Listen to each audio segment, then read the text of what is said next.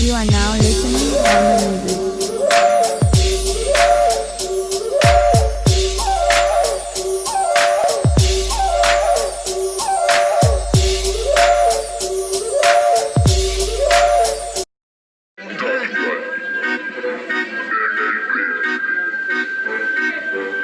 El presidente dice quédate en tu casa.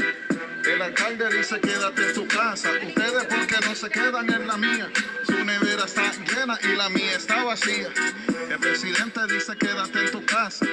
El alcalde dice quédate en tu casa. Ustedes por qué no se quedan en la mía. Su nevera está llena y la mía está vacía. Salgo para la calle para ganarme pan del día. Porque mi nevera está vacía, mala mía. Gobierno, escucha esta letra mía. Engañaste al pueblo con tu sonrisa de hipocresía. A los ecuatorianos le mentiste y en las elecciones prometiste que iba a haber obra, que iba a haber empleo. Las obras y el empleo, ¿dónde está que no los veo? Lo único que veo, miles de desempleados y en la calle, los más necesitados. Usted no está haciendo lo correcto, el pueblo está molesto, su familia está segura y no le importa el resto. No hay empleo y para rematar tenemos que pagar impuestos. Cantando en la calle me ganó la vida, para que a mi hijo no le falte un plato de comida. El presidente dice quédate en tu casa. El alcalde dice quédate en tu casa. Ustedes porque no se quedan en la mía. Su nevera está llena y la mía está vacía. El presidente dice quédate en tu casa. El alcalde dice quédate en tu casa. Ustedes porque no se quedan en la mía. Su nevera está llena y la mía está vacía. Si se quedan en mi casa, no aguantan ni un día. No tengo comida, encima debo el agua, también la energía. Usted no sabe lo que es pobreza. Es muy duro cuando no tienes comida en tu mesa, señor alcalde. Cumpla su promesa. Me da mucha tristeza que a los comerciantes los estén botando y a los vendedores ambulantes la mercadería se la estén quitando. Yo no vine a protestar, solo me estoy desahogando. Niños en la calle se mueren de hambre mientras ustedes están robando. La plata del pueblo toda se la están llevando, son unos ladrones. Cuando se levante el pueblo vamos a ver si tienen cojones. Yo soy tranquilón. Dale like y comparte este video, sí que yo tengo razón. El presidente dice quédate en tu casa. El alcalde dice quédate en tu casa. Ustedes porque no se quedan en la mía. Su nevera está llena y la mía está vacía. El presidente dice quédate en tu casa. El alcalde dice quédate en tu casa. Ustedes porque no se quedan en la mía. Su nevera está llena y la mía está vacía.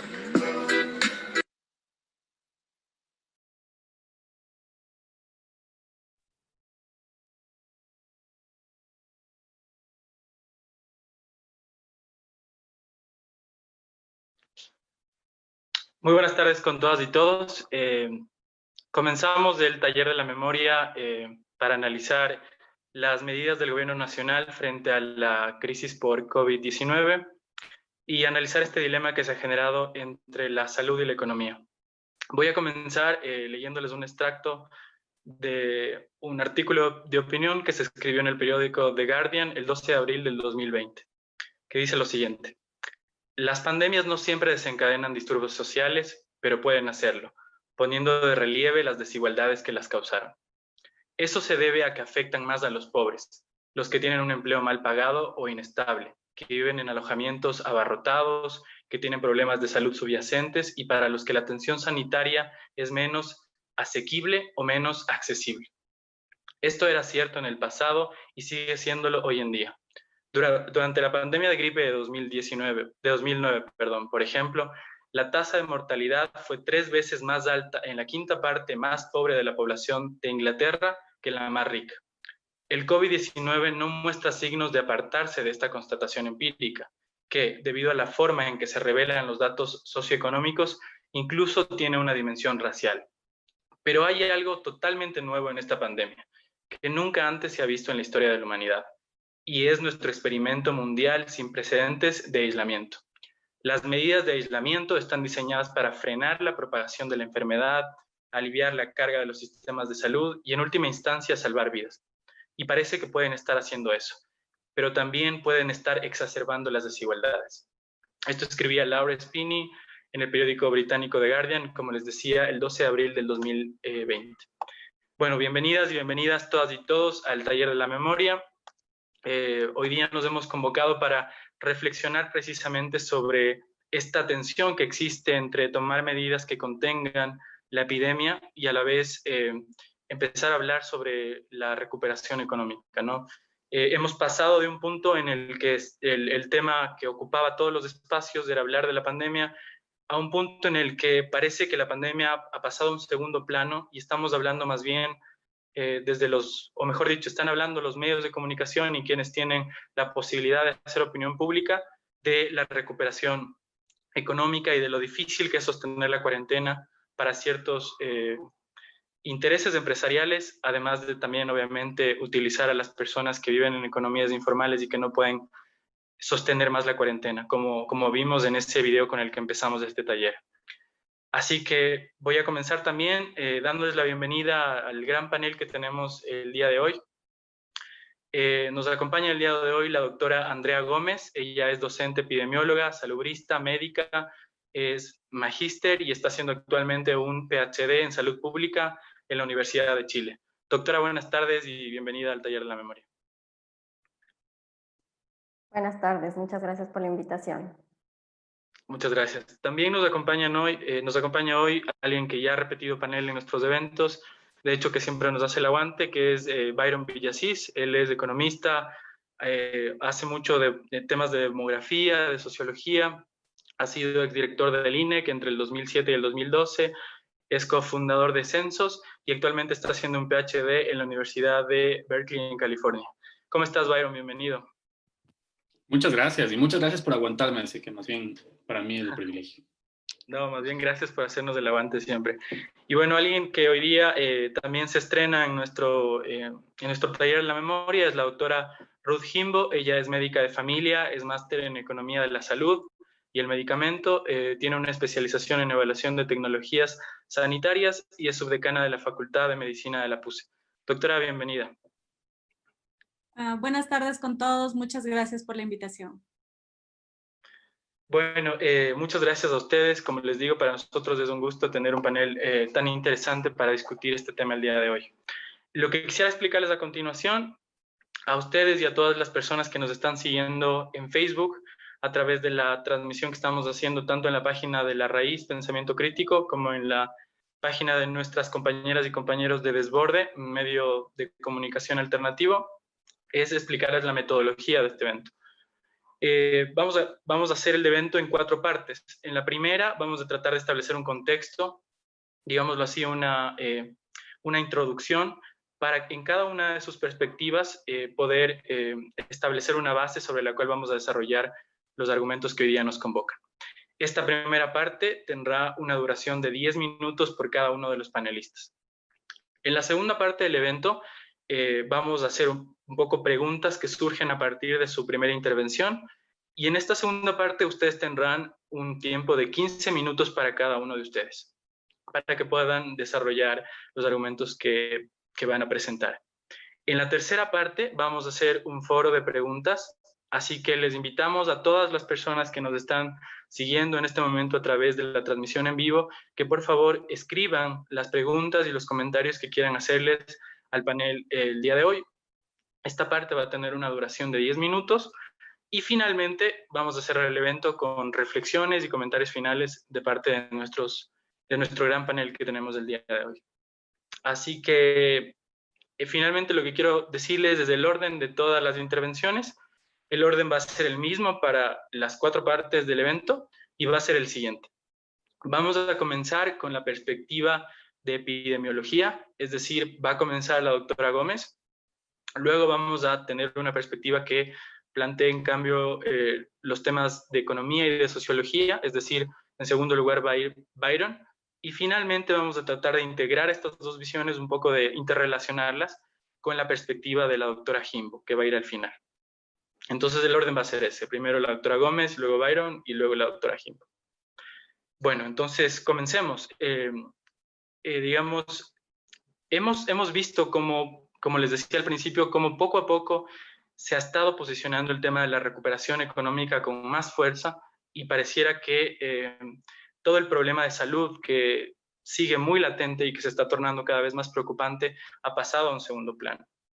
más aún desde la estrategia del gobierno de flexibilizar la cuarentena, que al parecer no ha tenido buenos efectos. Así que lo que primero quisiéramos comenzar analizando, y para lo cual le pido la participación de la doctora Gómez, es que nos ayude haciendo un análisis desde el punto de vista de la epidemiología de qué es lo que ha pasado con la población en estos meses a partir de las estrategias que el gobierno ha tenido para gestionar el Estado, digamos, enfrentando a la pandemia por COVID-19. Adelante, doctora. Buenas tardes con todo el panel. Muchísimas gracias por la invitación. Voy a compartir pantalla. A ver. Voy a hacer una pequeña presentación.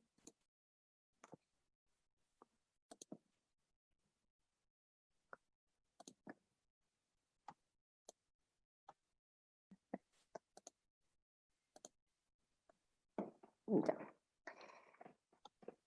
Bueno, voy a hablar un poco sobre el contexto epidemiológico en el que se encuentra Ecuador al momento, pero también hacer un repaso de lo que ha pasado desde el inicio de la pandemia.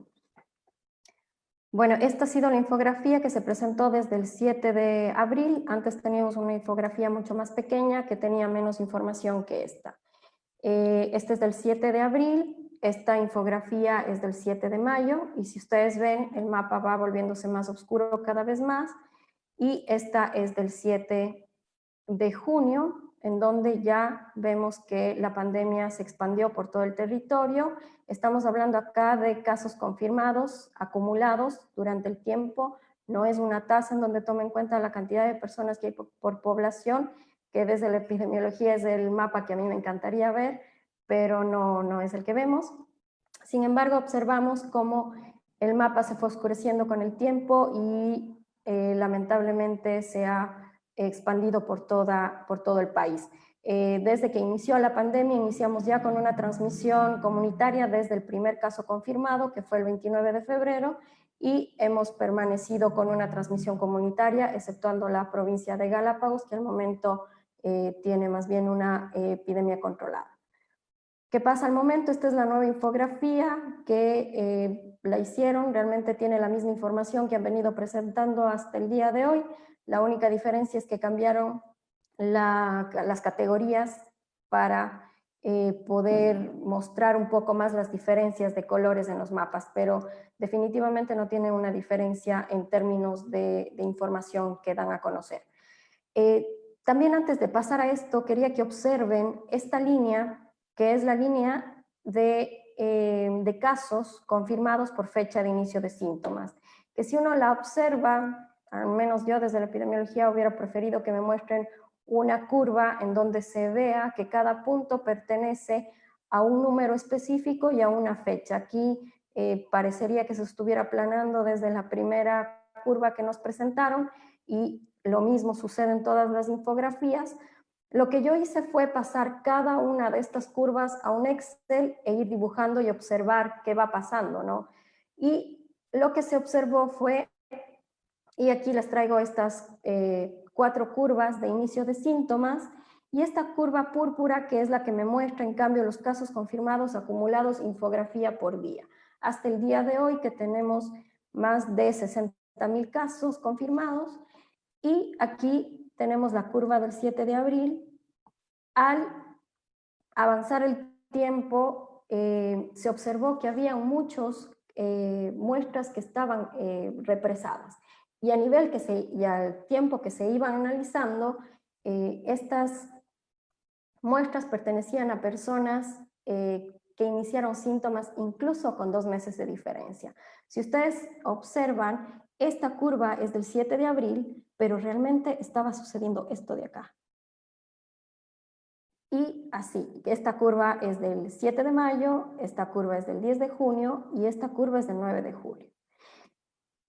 Es decir, la curva que realmente me está mostrando de alguna manera descriptiva qué está pasando en el Ecuador termina siendo esta curva púrpura, que es la que vemos día a día, sumando los casos que están informando día a día por las infografías. Esta curva seguirá cambiando porque hay pruebas represadas, hay muchas pruebas represadas todavía, cerca de de 14.000 pruebas que no han sido analizadas y que probablemente pertenecen a personas que se encuentran en estas fechas. Entonces, al momento se observa que seguimos aumentando casos confirmados acumulados y también personas que han fallecido por la enfermedad COVID. No ha existido un cambio real.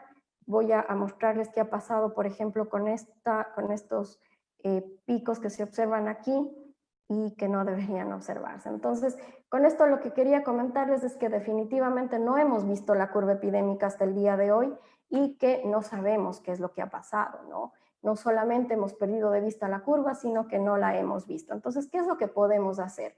Desde la epidemiología, analizar otros indicadores que me pueden decir qué está pasando en el país. Entonces, uno de los indicadores es cuántos test nuevos se están informando por día en el país. Y aquí sí quiero decir que lamentablemente nos han informado más de 1.500 en promedio. Y eso es lamentable porque se esperaba que efectivamente se cumpla el ofrecimiento del presidente de llegar a 1 millón de pruebas. No hemos llegado a 200.000 aún y no se ha aumentado el número de test PCR para confirmar la enfermedad en todo el territorio ecuatoriano. Como ustedes observan, hay días que se informan 488 pruebas y hay días que se informan 2.397 y lamentablemente no ha aumentado ese número en toda la pandemia. Esta línea es la línea de pruebas pendientes acumuladas durante todo el tiempo y la línea roja, el número de nuevas pruebas informadas por día y las pruebas recolectadas por día. Entonces, realmente vemos que tienen un camino similar, pero que lo que todos esperaríamos es que la línea roja vaya aumentando con el tiempo para ir captando más aún los casos activos para disminuir la probabilidad de contagio, que es lo que no ha pasado en el país. Otro indicador es la positividad, es decir, el 100% de personas que se realizan una prueba, ¿cuántas dan positivo? La OMS sugiere que en países como el nuestro, que tiene un nivel 3 de un sistema de salud para enfrentar una pandemia, el nivel más alto es un 5 y el nivel más bajo un 1, nosotros estamos en el 3, que sea al menos del 10%. La única provincia que cumple con ese criterio es, es Galápagos, con el 7.98%, y lamentablemente el último dato publicado es del 29 de junio, no se ha publicado nueva información en las últimas semanas en la página del Ministerio de Salud Pública y las infografías no dan esta información. Como ustedes ven, provincias como Pastaza, Orellana tienen una positividad muy elevada. El promedio en Ecuador es del 41.72%, 4 veces más de lo que nosotros esperaríamos. Y esto ha pasado durante toda la pandemia. No se ha mejorado la positividad, por lo tanto no sabemos qué es lo que realmente está pasando en nuestro país. Por otra parte, analizar la curva de casos confirmados diarios, que nos ha mostrado que efectivamente se está elevando los casos, pero que tuvimos un salto, y este salto se debió a la suma de test rápidos. Estos test rápidos no son considerados para diagnóstico por parte de la Organización Mundial de la Salud, por lo que dejaron ya de informar desde el 18 de mayo.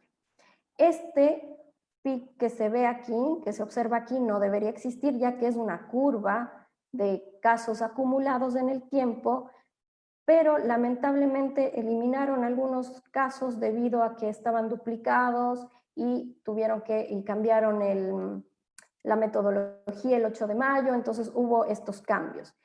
Sin embargo, la curva permaneció hacia el alza con esta tendencia, por lo tanto seguimos en una transmisión comunitaria y con elevación de número de casos.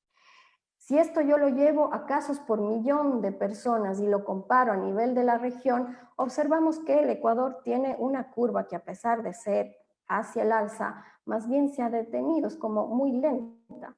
Y esto se debe especialmente al bajo testeo que existe.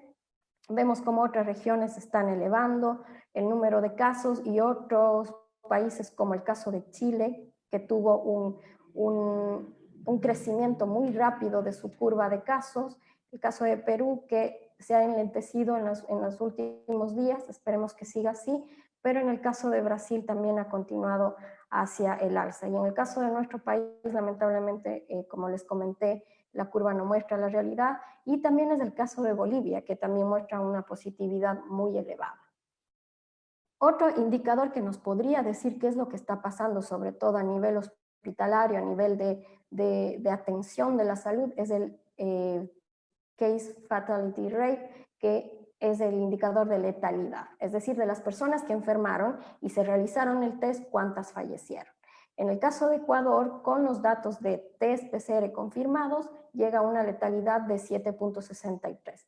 Es mucho más elevada que el resto de la región, y si a este indicador sumamos las posibles muertes por COVID, aumentaría un 14%. Entonces, realmente la situación en el país es compleja al momento, y este indicador nos estaría dando a conocer que falta reforzar el sistema de salud en todos los niveles. El caso de los otros países, Brasil ha disminuido, pero sin embargo también se ha disminuido la información. Por ejemplo, ya no entregan la positividad, no se conoce si están testeando más o menos, entonces falta información en el caso de Brasil, Bolivia, Perú, y voy a mostrarles también, antes de pasar a estos dos gráficos anteriores, la positividad por país. Como les comentaba, Bolivia tiene una positividad muy elevada, sobre el 45%, Ecuador, que presenta una positividad en 41%. Tenemos a Chile. Chile ha ido disminuyendo su positividad, llegó a un punto en el que llegó al 27%, ahora se encuentra en un 24%, Argentina se ha mantenido en un 20%, sin embargo, esta positividad ha ido aumentando porque también han aumentado casos, pero los casos, por ejemplo, de Paraguay, que ha sido uno de los casos más nombrados, mantienen una positividad menor al 10% y han ido reforzando también su sistema de salud, y también han sido muy fuertes con la vigilancia epidemiológica. El caso de Uruguay, menor al 0.1%, igual que Cuba, que mantienen el control de su epidemia y no han llegado a una transmisión comunitaria, al igual que en el caso de Paraguay. Entonces, en el caso de Paraguay están aumentando los casos efectivamente, porque aumentaron también la movilidad en las últimas semanas. Con respecto al Ecuador, quería mostrarles este gráfico para terminar, porque aquí me puedo demorar mucho tiempo. Este gráfico es sobre los datos del registro civil. Este dato es un dato mucho más duro, mucho más preciso. Sin embargo, todavía tiene una subnotificación que hemos visto que se demora entre un mes a un mes 15 días, que incluso con 2 meses de diferencia van sumando muertes. Esta línea roja es el exceso de la mortalidad esperada, comparando con esta línea azul, que es un promedio de los 3 últimos años, del 2017 al 2019. Estas las muertes esperadas durante cada año, pero durante el 2020, cuando se observa esto, uno, dentro de la epidemiología, la demografía, dice, bueno, algo pasó en este país. Pudo ser un terremoto, algún evento. Y en el caso del Ecuador, el evento fue exclusivamente la pandemia.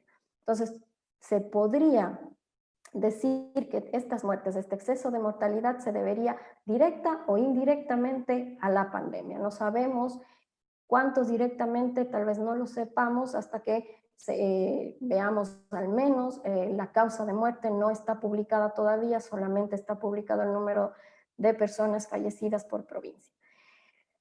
Es muy fuerte para mí ver este gráfico, ya que representa ecuatorianos y ecuatorianas que fallecieron durante este tiempo.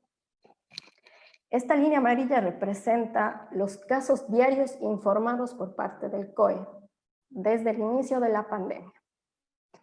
Es decir, las personas que fallecieron en este momento probablemente se contagiaron acá. Es decir, la curva de contagios, que es mucho más elevada que la curva de fallecidos, apareció acá. Entonces, el sistema de salud no solamente no llegó temprano, sino que no llegó para muchas personas. Y lamentablemente, al momento, lo que nos están diciendo estos datos, que hay muchas muertes a causa de esta enfermedad en todo el país. Y con este gráfico, yo quiero mostrarles el exceso de defunciones por provincia. En el caso del Guayas, hace una semana representaba el 68% del exceso total de mortalidad en el país. Al momento, este porcentaje del Guayas ha ido disminuyendo y el porcentaje del resto de provincias ha ido aumentando.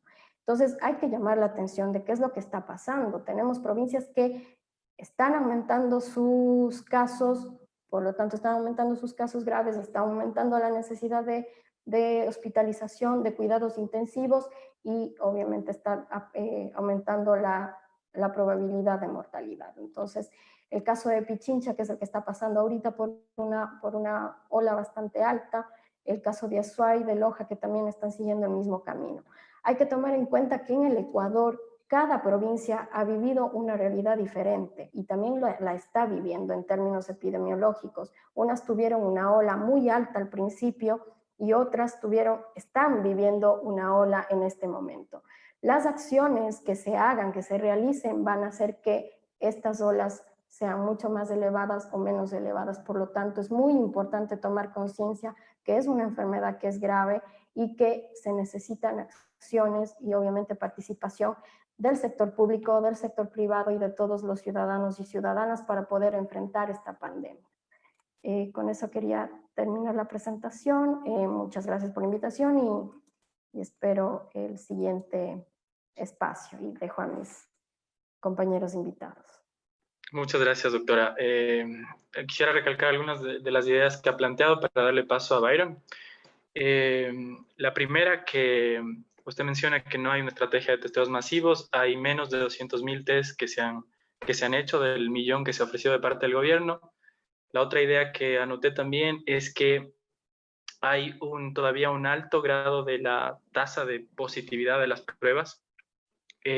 Además menciona que el exceso de mortalidad es bastante preocupante, es bastante alto en el país y digámoslo así que los contagios no están disminuyendo, ¿no? Eso plantea un escenario muy preocupante, como usted lo ha descrito, así como las realidades de las provincias en términos epidemiológicos son distintas, también en términos socioeconómicos lo son. Así que vamos a pasar con Byron. Y para hacerte la pregunta, Byron, quisiera primero plantearte dos cosas.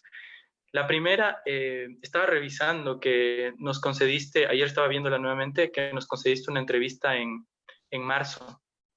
Y ahí la entrevista igual era para analizar un poco las medidas del gobierno para gestionar esta crisis, digamos, que se está empezando a vivir. Y tú decías dos cosas que parece que se cumplieron ya. La primera, que no veías que el gobierno vaya a cambiar el rumbo que estaba teniendo, que veías que el gobierno iba a seguir con una agenda que priorizara intereses empresariales sobre intereses, digamos, de la población en general, como proteger el sistema sanitario de salud pública, como proteger el empleo.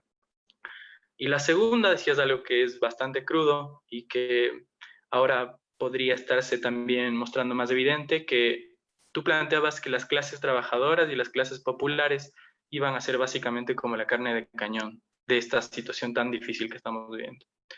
Así que nada, a más de 2 meses de esa entrevista, y con lo que nos ha dicho la doctora Gómez, quisiera por favor pedirte que nos compartas tu análisis sobre cómo ves esta situación actual que estamos viviendo en términos socioeconómicos y cómo tú, digamos, podrías explicar este cambio del discurso y de que hablemos ahora más de la economía y de reactivar la producción y la economía que de la misma pandemia y todos los efectos negativos que está produciendo. Adelante, Byron.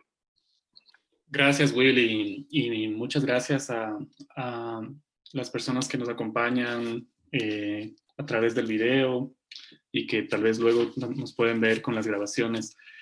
Sí, preparé un pequeño texto, pero un poco para dar una introducción y contexto al texto. Sí creo que desafortunadamente el escenario es bastante pesimista y cansón. No sé cómo tratar de describir la situación actual, que creo que cansa inclusive en reclamar la situación de la sociedad ecuatoriana ahorita, porque yo no veo ni siquiera un interés por escuchar, no veo un interés ni siquiera por reaccionar por parte de las autoridades.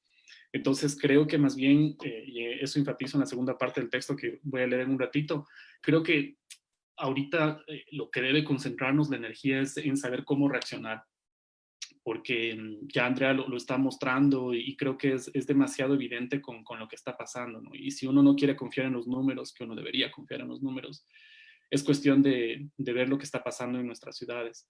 Entonces, yo he perdido completamente la esperanza en que exista una reacción sensata por parte de las autoridades. No tengo ni la más mínima expectativa. Eso para mí es... antes, yo hace 2, 3 meses, y ahora que me hacías de acuerdo, yo tenía la expectativa de que ellos van a dislocar el debate y volver esto en una conversación absolutamente política. Yo creo que es más grave inclusive. Creo que más bien el ecuatoriano promedio se esquiva a la pandemia y esquiva a los errores del gobierno. O sea, si por último no te moriste por la pandemia, te terminas muriendo por la desatención en salud, por el quemiportismo, por la priorización política. Entonces voy a leer un texto pequeño que creo que va por ahí, pero creo que el énfasis va a estar más en el tema de cómo reaccionar ante esta crisis. Entonces, el framing que le habían dado es el tema de economía versus salud. Dividí el texto en 2 partes, sobre la disyuntiva de economía y salud, y segundo, sobre la reacción. No creo que nos enfrentemos a una disyuntiva, o a una competencia, un dilema, un balance entre salud y economía. Para ello creo que hay que analizar cualquier hecho social desde su contexto histórico y temporal. Cuando llegó la pandemia, estábamos en una situación en particular, en condiciones específicas que deben ser reconocidas antes de evaluar la situación de la pandemia y los efectos post-pandemia. Este simple pero necesario paso ayuda a evitar un error que precisamente los administradores actuales del país intentan hacernos caer a todos. Se trata de juzgar la situación de forma comparativa con otros países y de culpar las consecuencias de la pandemia exclusivamente a un fenómeno global. Para empezar, Ecuador atravesaba ya una crisis provocada por este gobierno. Es absolutamente fácil de revisar los archivos noticiosos para saber cómo ya estábamos haciendo un acercamiento hacia el FMI. Ya había una campaña de comunicación absolutamente explícita para justificar la reducción del Estado, y un ataque al servidor público en pleno auge. Así nos recibió la pandemia. Hay que recordar esas condiciones iniciales con las cuales empezamos en febrero y en enero, con un gobierno que, recuerden, las obras del gobierno era inaugurar McDonald's, era esta posición política internacional de alinearse completamente a los intereses de Washington y desmembrar cualquier tipo de colaboración que no esté alineada con los americanos. Y a eso sumar lo más grave, había ya un desmejoramiento de la situación de la economía de la clase media y de la clase popular. Entonces, no caigamos en el error en creer que todos los países empezamos con condiciones iniciales. Ecuador empezó con una condición inicial absoluta en desventaja con respecto a las clases media y populares. No soy muy amigo de esta definición de clase alta, media y baja, pero creo que a veces es fácil un poco para explicar un poco el efecto y ayudarnos a entender una idea que voy a poner al final, que es esta idea de que la clase media, sobre todo urbana, de la sierra y de la costa, se cree clase media, pero en realidad es clase popular. Pero ya voy a hablar de eso. Lo que sucedió entonces fue que antes de la pandemia, la disyuntiva ya estaba resuelta. Y no creo que la disyuntiva fue economía versus salud. La disyuntiva siempre fue financiarización versus sociedad. Me refiero a financiarización al intento de lograr que todo interés y objetivo nacional se centre en desarrollar y maximizar los beneficios del sector financiero. En otras palabras, los bancos. Supeditando así cualquier meta al interés de las grandes finanzas, como las denominaba Polanyi. Cualquier intención que implique el desarrollo local o multidimensional era y es secundario. Lo que interesa es la seguridad financiera y la salud financiera de los bancos, lo cual implicaba darles la billetera electrónica, permitirles controlar la entidad de control, aunque suene irónico, pero es así, buscar flexibilizaciones a su accionar a como dé lugar, intentar subir tasas de interés, incrementar cobros a los clientes. Ese proceso de beneficencia por parte de las élites para poder proteger a este grupo elitista ya estaba en accionar justo antes de la pandemia y es importantísimo que tomemos en cuenta ese contexto.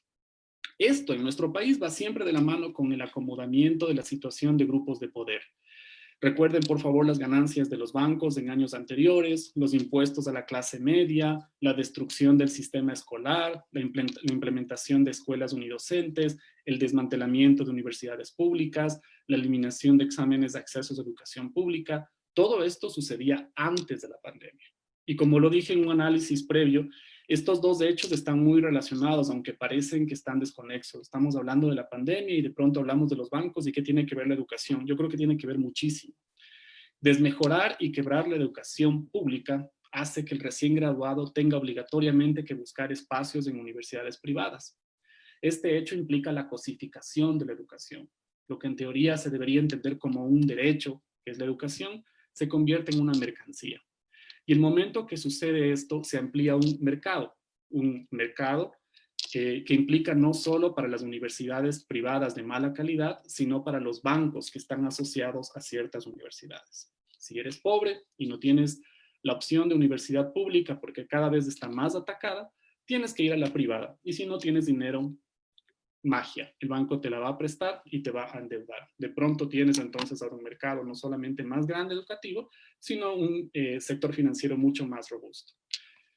A la larga, entonces, y de nuevo, financiarizas la educación, le endeudas al estudiante y gana el sector bancario. ¿Qué importa si pierde la sociedad? ¿Qué importa si pierde la educación? ¿Qué importa si pierde la equidad?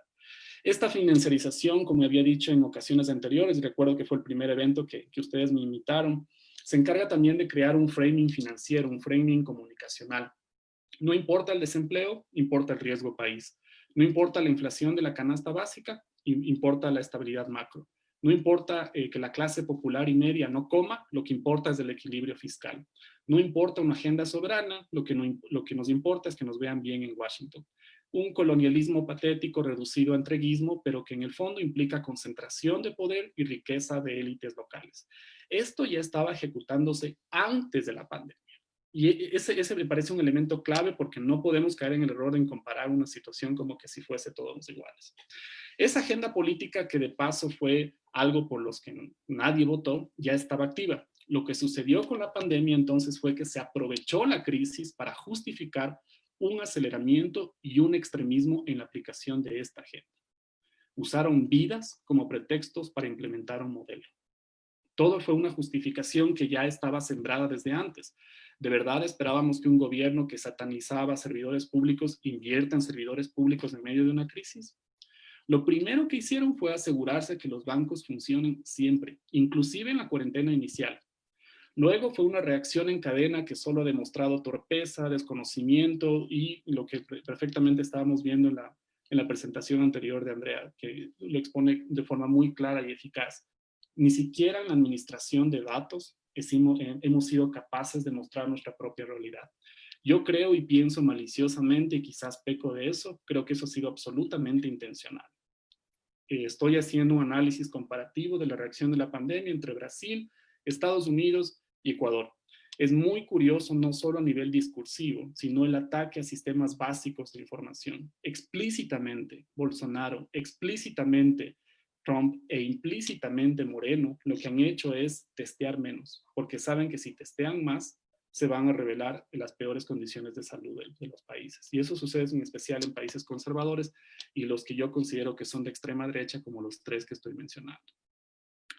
Pero bueno, entonces a manera de esta contextualización inicial, creo que hay tres conclusiones que quiero resaltar. No hay una disyuntiva entre economía y salud.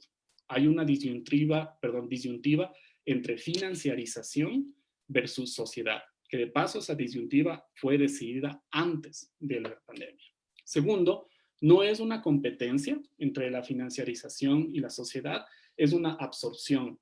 El interés financiero coopta los intereses sociales, inclusive en medio de una pandemia. Y tercero, esta absorción no es ni pasiva ni silenciosa. Es silenciosa, es ruidosa y violenta. ¿Qué quiere decir? Analicemos, por favor, cómo se ataca a los profesionales, cómo se ataca a los científicos, cómo se ataca a los organismos científicos, cómo se ataca a cualquier profesional que intente crear algún tipo de análisis críticos. Hasta los becarios terminan siendo criticados. Lo que importa es que los bancos y los grupos de poder se encuentren saludables, no importa la ciencia, no importa la educación, no importa la salud. Lo que importa es que se mantenga el aparato productivo que había mencionado hace 2 meses y medio, pero sobre todo que se proteja las condiciones de financiarización y de cooptación del poder financiero. Ahora bien, paso a mi segundo punto porque es bastante deprimente lo que está sucediendo y lo que considero es que necesitamos activar una reacción, necesitamos hacer algo. Y yo creo que es muy valioso todos los esfuerzos que los profesionales, los científicos, los estudiantes están haciendo, y es también una materialización de lo que está sucediendo. Es tan pobre la reacción del Ministerio de Salud, es tan pobre la reacción científica del aparato estatal, que nos estamos olvidando de que no es consecuencia de que el aparato estatal es débil, es consecuencia de que están debilitando intencionalmente el aparato estatal. Cada vez de que se llega a la conclusión de que el gobierno no puede realizar un análisis, hay que confiar en una universidad privada, el gobierno no puede realizar este despliegue logístico, hay que confiar en una fundación internacional, el gobierno no puede realizar un análisis financiero, hay que confiar en los expertos de Washington. Lo que en realidad está detrás, y tenemos que atrevernos a ver, es que está existiendo una desmaterialización, una deprofesionalización del Estado.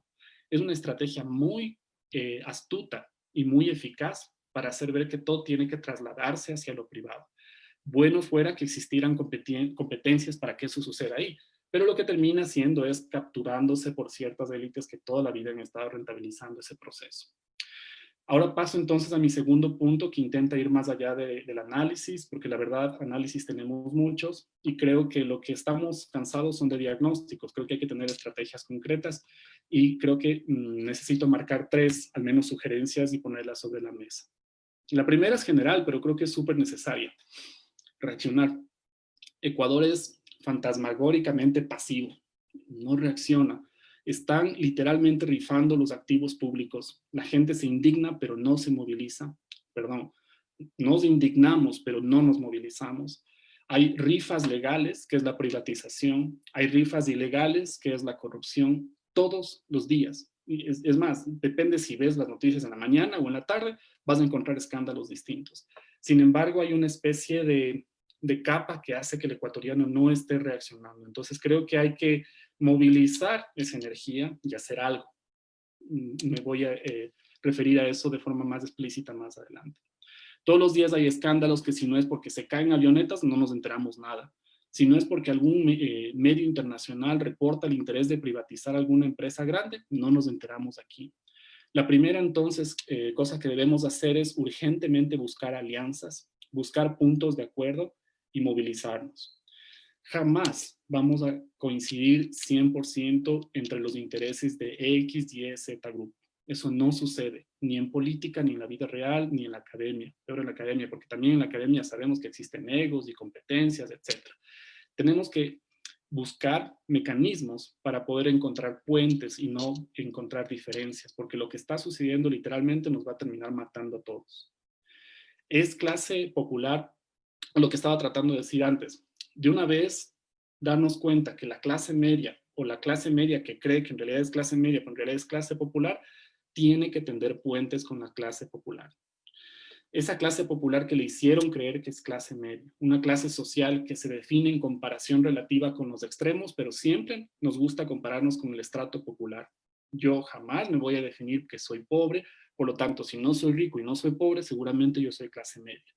Pero lo que no nos damos cuenta al momento de analizar en qué situación estamos nosotros, no es cómo deberíamos compararnos con la clase popular. Deberíamos comparar con la condición de desigualdad extrema en que está, obviamente, acumulando riqueza las élites. Si es que yo gano 500, 600 dólares, uno ya se considera clase media, pero no se da cuenta que el estrato elitista de este país, en ciertos casos, gana 3 o 4 millones de dólares al mes. Comparen, por favor, las ganancias que existen en los bancos año tras año y comparen lo que gana en promedio un trabajador ecuatoriano, inclusive antes de la crisis. Después de la crisis va a ser mucho peor. La clase media no es clase media en el Ecuador, la clase media es clase popular.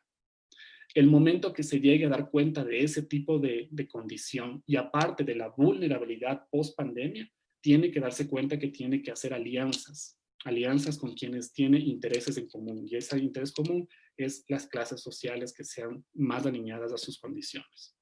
Entonces, esa movilización tiene que empezar por ahí, por darnos cuenta en qué tan grave es la condición de desigualdad en el país.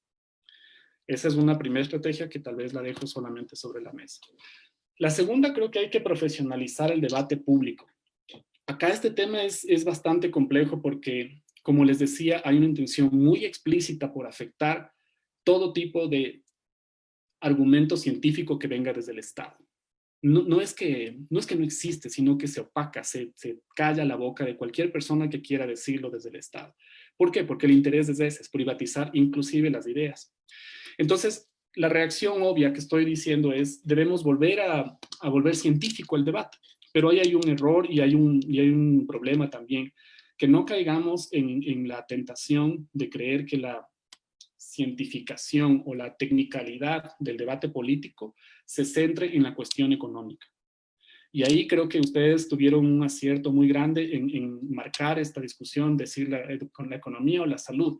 Sí, ese es el debate, pero hay que tomar en cuenta que devolver el debate científico a la opinión pública significa darle más peso a los científicos. Y cuando hablo de científicos, no estoy hablando jamás en primer lugar de los economistas. Estoy hablando de epidemiólogos, estoy hablando de físicos, de químicos, de ambientalistas, de todas las personas que han trabajado en sectores humanistas, de antropólogos, de qué sé yo, de politólogos. Hay que diversificar el proceso de cientificación en el Ecuador. ¿Por qué? Porque si es que repriorizamos nuevamente el poder financiero, estamos jugando precisamente en la misma agenda que ellos están buscando, que hay que reducir el déficit fiscal. No me importa si Quito está muriendo la gente en las calles. Hay que reducir, qué sé yo, el porcentaje de deuda. No me interesa si literalmente ni siquiera podemos contar a nuestros muertos. Entonces creo que esa segunda estrategia va en el sentido de reprofesionalizar el debate y diversificar sobre todo, darnos cuenta que la economía tiene que aportar, pero la economía es eso, una parte de ese proceso de reprofesionalización. Y el tercero es más general y creo que de hecho ustedes están haciendo un gran rol y les quiero felicitar, es lo que de nuevo que había mencionado varias veces, hay que desconcentrar la comunicación. La estrategia normalmente funciona concentrando poderes económicos y financieros con poderes mediáticos. O sea, no voy a hablar de algo que está recontra canalizado, escrito y obvio en nuestro país. O sea, no hay que tener dos dedos de frente para no darse cuenta que hay agendas coordinadas. Y la salida está ahí, está en crear espacios como este, en conversar con la gente común y corriente, en descentralizarle, en cuando uno se dé cuenta que está muy contaminado de estar viendo siempre las mismas noticias que son tan obvias de estar encuadradas, que le ayudemos a diversificar y que escuche otras voces. Ni siquiera que escuche nuestras voces, sino que escuche otras voces. Creo que esas tres alternativas pueden poner un poquito un marco de agenda de reacción a lo que puede suceder en el mediano plazo y pensar obviamente en el poder que tenemos los ciudadanos y sobre todo reconociendo las condiciones materiales en las cuales estamos, porque a veces tenemos un poquito mejores de condiciones económicas y ya poquito más nos consideramos el más chévere del barrio, cuando en realidad sucede todo lo contrario y están jugando con eso también. No sé si estoy bien en tiempo, pero perdón si es que me pasé. Gracias. Muchas gracias, Byron. A ver, algunas ideas que quisiera recalcar. Lo primero, que tú planteas que esa supuesta disyuntiva no es entre salud y economía, y de hecho no es una disyuntiva que ocurre actualmente, sino fue algo que ocurrió antes incluso de la pandemia y que ya había una decisión, que era sobreponer los intereses de financiarización, especialmente por los sectores de la banca, por sobre los demás intereses de la sociedad. Así que claro, eso creo que también explica muchísimas de las cosas que están pasando. Y la otra cuestión que me gustaría recalcar de lo que dijiste es que tú hablas de la articulación de las clases populares que tienen los mismos intereses, hablas de la importancia de la profesionalización de quienes están en el Estado. Con este ataque al Estado, digamos, ha habido muchísima gente que era muy valiosa, que era muy capaz para aportarnos en esta situación tan dura, como las invitadas que tenemos hoy, por ejemplo, ¿no? Y que obviamente en un Estado así no se van a acercar, porque saben que el Estado tiene ciertas decisiones que ya están tomadas, ¿no? Y bueno, y esa parte también me gustaría recalcar la idea de que necesitamos reaccionar y que, bueno, esto lo vas a ampliar en tu segunda intervención. Así que muchas gracias, Byron. Vamos a pasar a la intervención de la doctora Jimbo. La doctora Jimbo es especialista en economía de la salud, así que le vamos a pedir su perspectiva desde, digamos, desde esta área, desde este enfoque, sobre lo que está pasando actualmente. Así que, sin más, le doy la palabra. Adelante, doctora. Muchas gracias. Bueno, yo voy a tratar de hacer una interconexión entre estos dos temas tan importantes, que son la economía y la salud. Coincido completamente con Byron en el tema de que la salud y la economía no están compitiendo. Y muchas veces, sobre todo para los profesionales de la salud, economía y salud son dos términos que no son compatibles. Y de hecho no es así. En realidad la economía y la salud van muy de la mano porque las dos marcan muchísimo cuál es el desarrollo social. Voy a empezar igual contextualizando un poco. Byron lo ha hecho muy bien a nivel país. Yo me voy a centrar un poquito más a nivel sanitario. No es sorpresa para nadie que la pandemia nos encontró en un país con recursos limitados y con una crisis económica que era evidente para todos. También teníamos un país con máximas necesidades sociosanitarias, es decir, no estábamos en nuestro mejor momento para recibir un problema tan serio y tan emergente como fue esta pandemia, como lo es, ¿no? Por otro lado, también recalcar que en nuestro país la inversión en salud en los últimos años estaba muy deteriorada, ya había bajado demasiado, llegando a tener incluso un valor de hasta 4 veces menos que otros países en Latinoamérica. También era importante que estábamos viviendo este momento de despidos en servidores públicos, que incluía también a servidores del área sanitaria. Y más que este punto, a mí me llamó mucho la atención cuando en medio de la pandemia incluso seguíamos teniendo este tipo de desvinculaciones, cuando era más importante que nunca priorizar la salud. Por otro lado, el gasto de bolsillo en los últimos años para las personas, para la sociedad a nivel sanitario fue mucho mayor. Como les decía, hubo una reducción crítica de este presupuesto sanitario en los últimos años y poco a poco esto también llevó a un debilitamiento de la estructura de este sistema sanitario. Y obviamente transversal como parte social el tema de las desigualdades, que no es un tema superado en nuestro país. Con este contexto, cuando vino el COVID y cuando empezamos con la pandemia, cuando empezamos con los primeros casos, como país teníamos que incluir todas las estrategias necesarias para contener, mitigar y, de ser el caso, suprimir este tipo de los casos, ¿no?, de los pacientes. Y como país, claro, debíamos establecer medidas y estas medidas iban a depender muchísimo del contexto, es decir, siempre tenemos que contextualizar qué tipo de estrategias tomamos porque nuestras características, incluso sociodemográficas, pueden ser diferentes a otros países. Como país teníamos que establecer medidas sanitarias con un gran paraguas, ¿no?, porque el problema central y enfocado era a nivel sanitario, pero que también iba a repercutir en el tema económico y obviamente en el tema social. Y es así que las decisiones o las estrategias que se debían plantearse a varios niveles, ¿no? Empezando con estrategias nacionales que puedan dirigir la conducta de todo el país. Luego, lo que se vio un poco, gobiernos locales que también puedan establecer ciertas estrategias. Y esto que ha faltado muchísimo, yo sí quiero recalcar este como uno de los problemas más grandes. El tema comunitario y el tema familiar e individual, porque ha faltado mucha educación en la población para poder implementar otro tipo de estrategias que ayudan de gran manera con contener esta crisis, ¿no? En salud y sobre todo cuando ya hacemos una evaluación económica de las estrategias sanitarias, nosotros usamos mucho este término de la evaluación de tecnologías sanitarias, considerando a tecnologías sanitarias a todas las estrategias que se usen en el accionar de un problema de salud. Basándonos en la pandemia hemos puesto algunos ejemplos. Todos estos son tecnologías sanitarias, es decir, por ejemplo, el aislamiento social, el distanciamiento, los equipos de protección, el lavado de manos, los famosos túneles de desinfección que algún rato se propusieron, en temas de diagnóstico, todo el tipo de las pruebas, algunos otros exámenes de laboratorio o complementarios que se usan a nivel hospitalario. A nivel de manejo, sin duda, el tema de fármacos, que es otro problema, bueno, no nos vamos a enfocar mucho en eso, el tema de vacunas, sitios de hospitalización, por ejemplo, y en tema de sistemas organizacionales, el cerco epidemiológico, manejo de primer nivel, vigilancia activa de casos, es decir, todo lo que se plantee tanto a nivel nacional, a nivel local, a nivel comunitario y a nivel individual y familiar, es una tecnología sanitaria.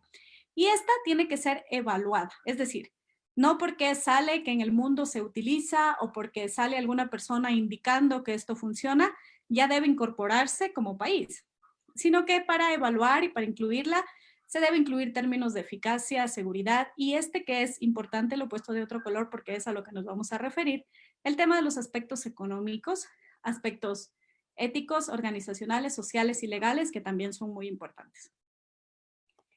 En economía de la salud, cuando hacemos evaluaciones económicas, a cada una de las estrategias o a cada una de las tecnologías que nosotros evaluemos, la vamos a interpretar a través de este plano de costo-efectividad, en donde, como ustedes ven, el eje de las X habla de los beneficios, que pueden ser medidos en términos de sanitarios, como por ejemplo, mejora del dolor, reducción del caso del número de muertes, años de vida ajustados por calidad, que son los QALYs, o años de vida ajustado por discapacidad, que son los DALYs. Mientras que en el eje de las Y tenemos los costos, ¿no? Costos altos y costos bajos. En este plano de costo-efectividad nosotros podríamos incluir todas las tecnologías para evaluar cuáles son más costo-efectivas y que sean introducidas en nuestro país. Por ejemplo, les voy a dar unas cuantas que son muy fáciles de interpretar. Lavado de manos, uso de mascarilla.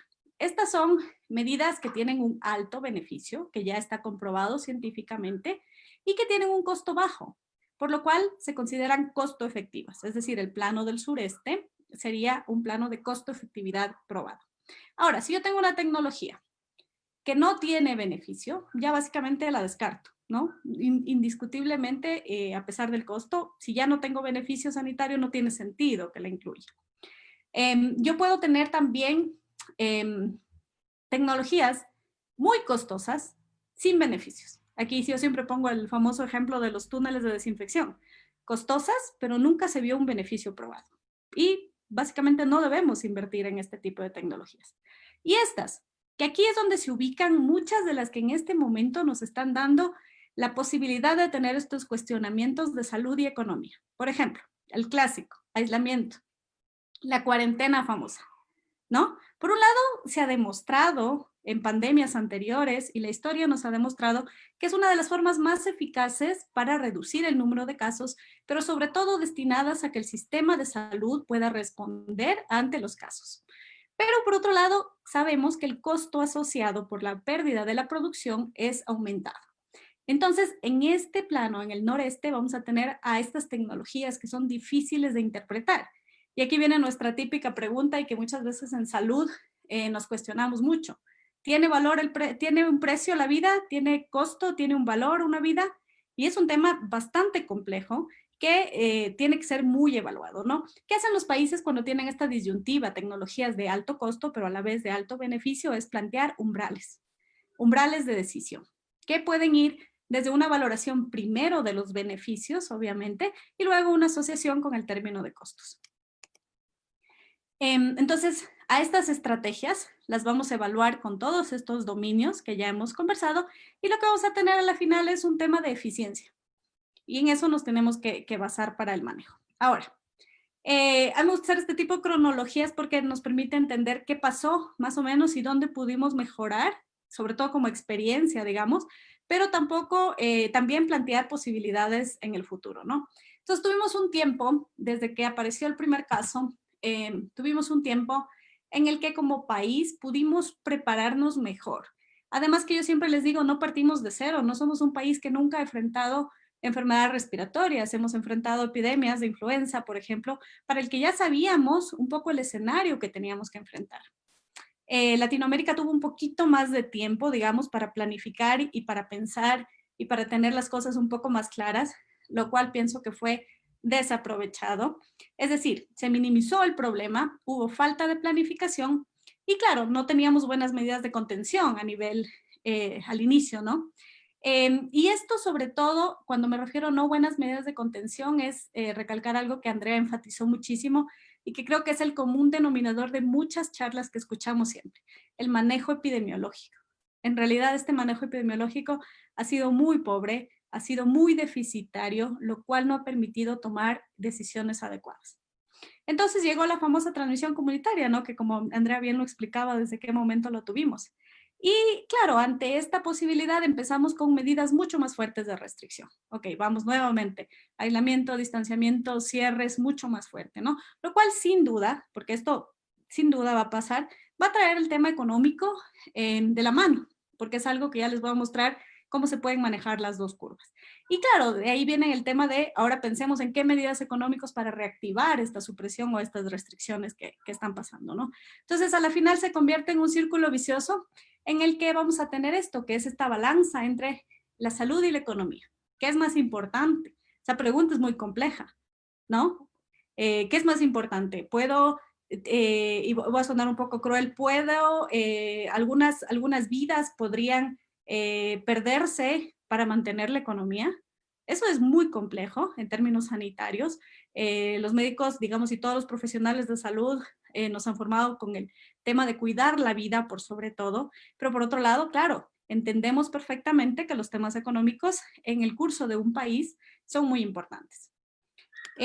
Basados en esto, entonces lo que les decía, por un lado se van a plantear políticas sanitarias, ¿no? Que lo que van a intentar es reducir o mantener aplanada la curva de contagios, ¿no? Eso es lo que vamos a plantear desde el sector salud y muchos otros sectores que también obviamente tienen muy claro el panorama. Y también se van a plantear medidas económicas, sin duda. Y eso es lo que intentan son reducir la curva de recesión. Entonces vamos a tener estas dos posibilidades. Entonces, a mí me gusta mucho este gráfico porque, claro, nos demuestra que son cosas que van de la mano. La salud y la economía van de la mano, sin duda. Por un lado, esta famosa curva que la conocemos muy bien a nivel sanitario, en el que si nosotros ponemos medidas de contención, vamos a reducir la curva, ¿no es cierto? Y lo que va a permitir es que el sistema de salud pueda responder y que tengamos mejores resultados sanitarios. Obviamente, en la curva roja, si nosotros no tomamos medidas de contención, tendríamos un escenario mucho más complejo que básicamente consideraría o tendría como escenario un mayor número de pérdida de vidas y también el tema del colapso del sistema sanitario. Pero si ustedes ven en la parte inferior, acá en cambio vamos a tener la curva de recesión económica, que es completamente inversa, ¿no? Mientras más medidas yo coloque, más políticas o más medidas, obviamente voy a tener una mayor restricción económica que si no tuviera las medidas, ¿no? Obviamente porque la gente sale a trabajar, aumenta la producción, pero en términos sanitarios esto es completamente contradictorio. Es decir, voy a seguir teniendo pérdidas humanas que a la larga, si le queremos dar un valor, es muy importante a nivel de la producción. Entonces, aplanar la curva de infección inevitablemente aumenta esta curva de recesión macroeconómica. Y eso es algo que siempre está ahí, ¿no? Ahora, este es un poco el mensaje y a lo que tenemos que llegar a reflexionar, ¿no? Salvar vidas no necesariamente tiene que llevar a una mayor o más profunda depresión económica. Podemos trabajar conjuntamente. Podemos trabajar en mejorar las condiciones sanitarias y también mejorar las condiciones económicas. Hay posibilidades, hay países que han demostrado que se puede realizar, ¿no? Y aquí vienen algunos temas que podríamos tomar en cuenta. Entonces, a nivel sanitaria, yo creo que esto es básico.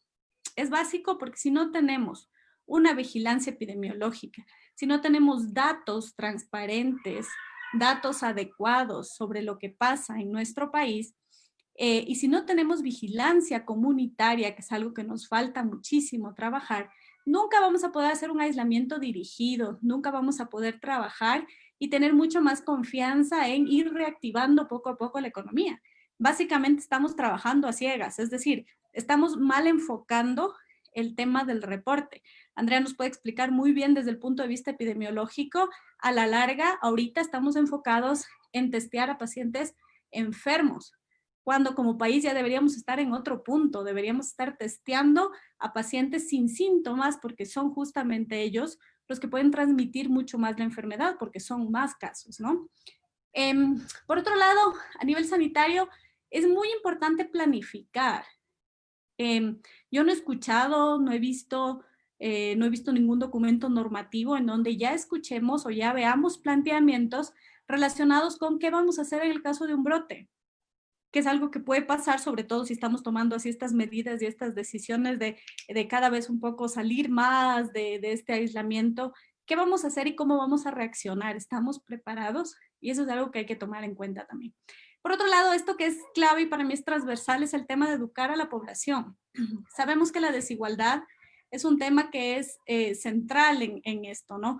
Y claro, desde la comodidad de nuestras casas, muchos de nosotros podemos vivir un aislamiento mucho más aceptable que otras personas que tienen trabajo informal y tienen que conseguir el trabajo, no tienen que conseguir su recurso diario y tienen que salir. Estas personas ha sido muy pequeña o muy poca la educación que tienen en relación de reducir las posibilidades de contagio. Este es otro tema crucial que es muy importante y ahí un poco de lo que decía Byron, yo tengo ahí una pequeña discrepancia en relación de que muchas veces el gobierno nos consulta también a las universidades privadas. No es así tampoco. También hemos pedido muchas veces ser escuchados y tampoco hemos tenido oídos. Por otro lado, algo clave es también cuidar al personal sanitario. Es muy importante. Tenemos una de las tasas más altas de contagios de personal sanitario a nivel de Latinoamérica. Y eso lo que va a hacer es que en un momento no tengamos capacidades de respuesta. Entonces, eso también es muy importante en relación a desde el punto de vista sanitario. Y esto que yo siempre lo recalco, para mí es muy importante, no descuidar otras patologías. Es decir, ahorita muchos pacientes con enfermedades crónicas están en sus casas sin tener la posibilidad de acceso a atención en salud. ¿Por qué? Porque no se ha planificado adecuadamente la estructura sanitaria y esto, a la larga, puede generar un impacto económico mucho más alto. Es decir, yo siempre les pongo un ejemplo, si tengo muchos diabéticos complicándose en su casa sin acceso a salud, cuando se acabe o cuando estemos en un periodo post-pandémico, probablemente van a requerir, por ejemplo, diálisis, porque su control renal ya no es adecuado y eso incrementa también muchísimo los costos económicos y obviamente también los resultados sanitarios. Por otro lado, a nivel económico, bueno, y en esto los economistas manejan mucho más, ¿no? Es muy importante que si tenemos un tema de que va a reducir la producción, porque las medidas de confinamiento justamente, una de las empresas o una de las producciones que más se debe incentivar es, por ejemplo, el de generar insumos sanitarios. Es decir, si yo veo que a nivel mundial no voy a tener posibilidad de encontrar equipos de protección personal, la empresa ecuatoriana debería enfocar sus esfuerzos en generar insumos sanitarios, porque es algo que se va a necesitar y podríamos hacer una inversión en casa, ¿no? Por otro lado, ingresos básicos de emergencia, sobre todo para las personas que están viviendo en situación de pobreza. El acceso a servicios básicos es clave. Si no tengo servicio básico, vamos a salir del confinamiento, no vamos a poder hacer ningún tipo de medida. Y bueno, asistencia financiera a trabajadores y empresas, que eso ya debería evaluarse de una buena manera, como por ejemplo con suspensión temporal de pagos de impuestos e intereses, asistencia financiera o beneficios de salud a los trabajadores. Es muy triste escuchar de todas las desvinculaciones que existen y en este escenario, un paciente que es desvinculado de sus trabajos también se queda muchas veces sin la posibilidad de tener acceso a salud y eso repercute directamente en los resultados que vamos a tener. Bueno, eliminación de aranceles en importación de suministros es clave. Aquí tenemos un lío y me dejó pensando mucho Byron cuando decía que intencionalmente testeamos menos. Y es que esto es clave. Por ejemplo, los insumos o los reactivos para hacer pruebas de laboratorio son tan difíciles de traer que eso genera ya un problema importante a nivel de testeo. Bueno, y otras dos cosas que son un poco transversales, aprovechar la era digital, creo que es importante, y trabajar en alianzas, eso es muy importante. La academia, el sector público, el sector privado, intentar hacer alianzas que intenten mejorar las condiciones en nuestro país. Como consideraciones finales, decirles que, bueno, los recursos son limitados y las necesidades son máximas. Y eso nos pasa en este contexto como en muchos otros. La información es limitada, no podemos hacer muchas veces o no podemos generar insumos de toma de decisión porque no tenemos acceso a datos. La vigilancia epidemiológica es vital. Sin duda el COVID está causando una morbimortalidad importante y las estrategias que se incluyan requieren una inversión y eso hay que evaluarlo y siempre tenemos que evaluar los beneficios y los costos. Los beneficios en términos sanitarios y obviamente los costos a nivel de las medidas económicas que se puedan plantear. Con eso termino. Muchas gracias. Muchas gracias a usted, doctora. Bueno, algunas ideas que quisiera recalcar. La primera, que en términos de tecnologías para poder atacar esta enfermedad, este virus, una tecnología costo efectiva, es decir, que tiene un alto beneficio y un bajo costo, es usar mascarillas, ¿no? Y eso un poco depende de la población, así que, bueno, siguiendo un poco la idea de Byron, recalco esta idea porque es la que depende un poco más de las personas, porque en términos de lo que podría hacer el gobierno, bueno, Byron ha descrito la situación. Y otra cuestión que quisiera recalcar de lo que usted dijo, doctora, es, sus palabras me recordaron mucho a un artículo que escribió Martín Guzmán, que es el ministro de Economía de Argentina. Al inicio de la pandemia, él decía, podemos gestionar esta crisis si tenemos como principio cuidar a las personas vulnerables a la enfermedad por factores epidemiológicos, pero también cuidar el empleo, porque cuidar a las personas que son vulnerables a la recesión económica, es decir, que pierden su empleo, implica que esas personas también van a ser luego vulnerables para contagiarse, ¿no? Y es este factor que hablábamos un poco de que la clase social también influye en cómo enfrentamos esta pandemia, y de hecho es algo que en salud me parece que lo llaman determinantes sociales de la salud. Así que bueno, esto es muy interesante, pero si nos ubicamos acá en Ecuador, vamos, lo que está pasando actualmente, hay gente que es recibida en la asamblea diciendo que el dióxido de cloro puede curar, puede ayudar a las personas a curar el tema del virus, ¿no? Y bueno, aprovechamos esta transmisión, creo yo, para mandarle un saludo y nuestra solidaridad al doctor Santiago Ron, que fue quien denunció esto y que luego recibió una amenaza. Así que nada, en este momento nos parece sustancial escuchar a los científicos y hacer que ojalá la política escuche y un poco regrese a ver más a los científicos, bueno, como los que tenemos en el panel de hoy, para manejar esto. Así que nuevamente un saludo al doctor y nuestra solidaridad. Ahora lo que quisiera hacer, por favor, es pasar a la segunda etapa. Eh, la verdad, en esta primera etapa nos comimos más del tiempo del que pensábamos, así que en esta etapa vamos a reducir un poco el tiempo, por favor. Igual quiero recordarle a toda nuestra audiencia que, por favor, no se olvide de que luego de esta etapa vamos a pasar a contestar las preguntas que tienen, así que, por favor, escriban sus comentarios, sus preguntas para nuestro distinguido panel. Así que volvemos esta vez con la doctora Gómez. Lo que le quisiera preguntar a la doctora Gómez es si puede compartir con nosotros, tomando en cuenta esta idea de que plantea la doctora Jimbo, de que se puede salvar vidas y a la vez prepararnos para una recuperación económica, si la doctora Gómez podría contarnos de algunas experiencias o estrategias que se podrían considerar para ir flexibilizando la cuarentena y cuidando de esa manera a las personas, teniendo como un principio fundamental defender la vida y a la vez entendiendo la grave situación económica que vivimos. Pero quisiera añadirle un tema adicional ahí.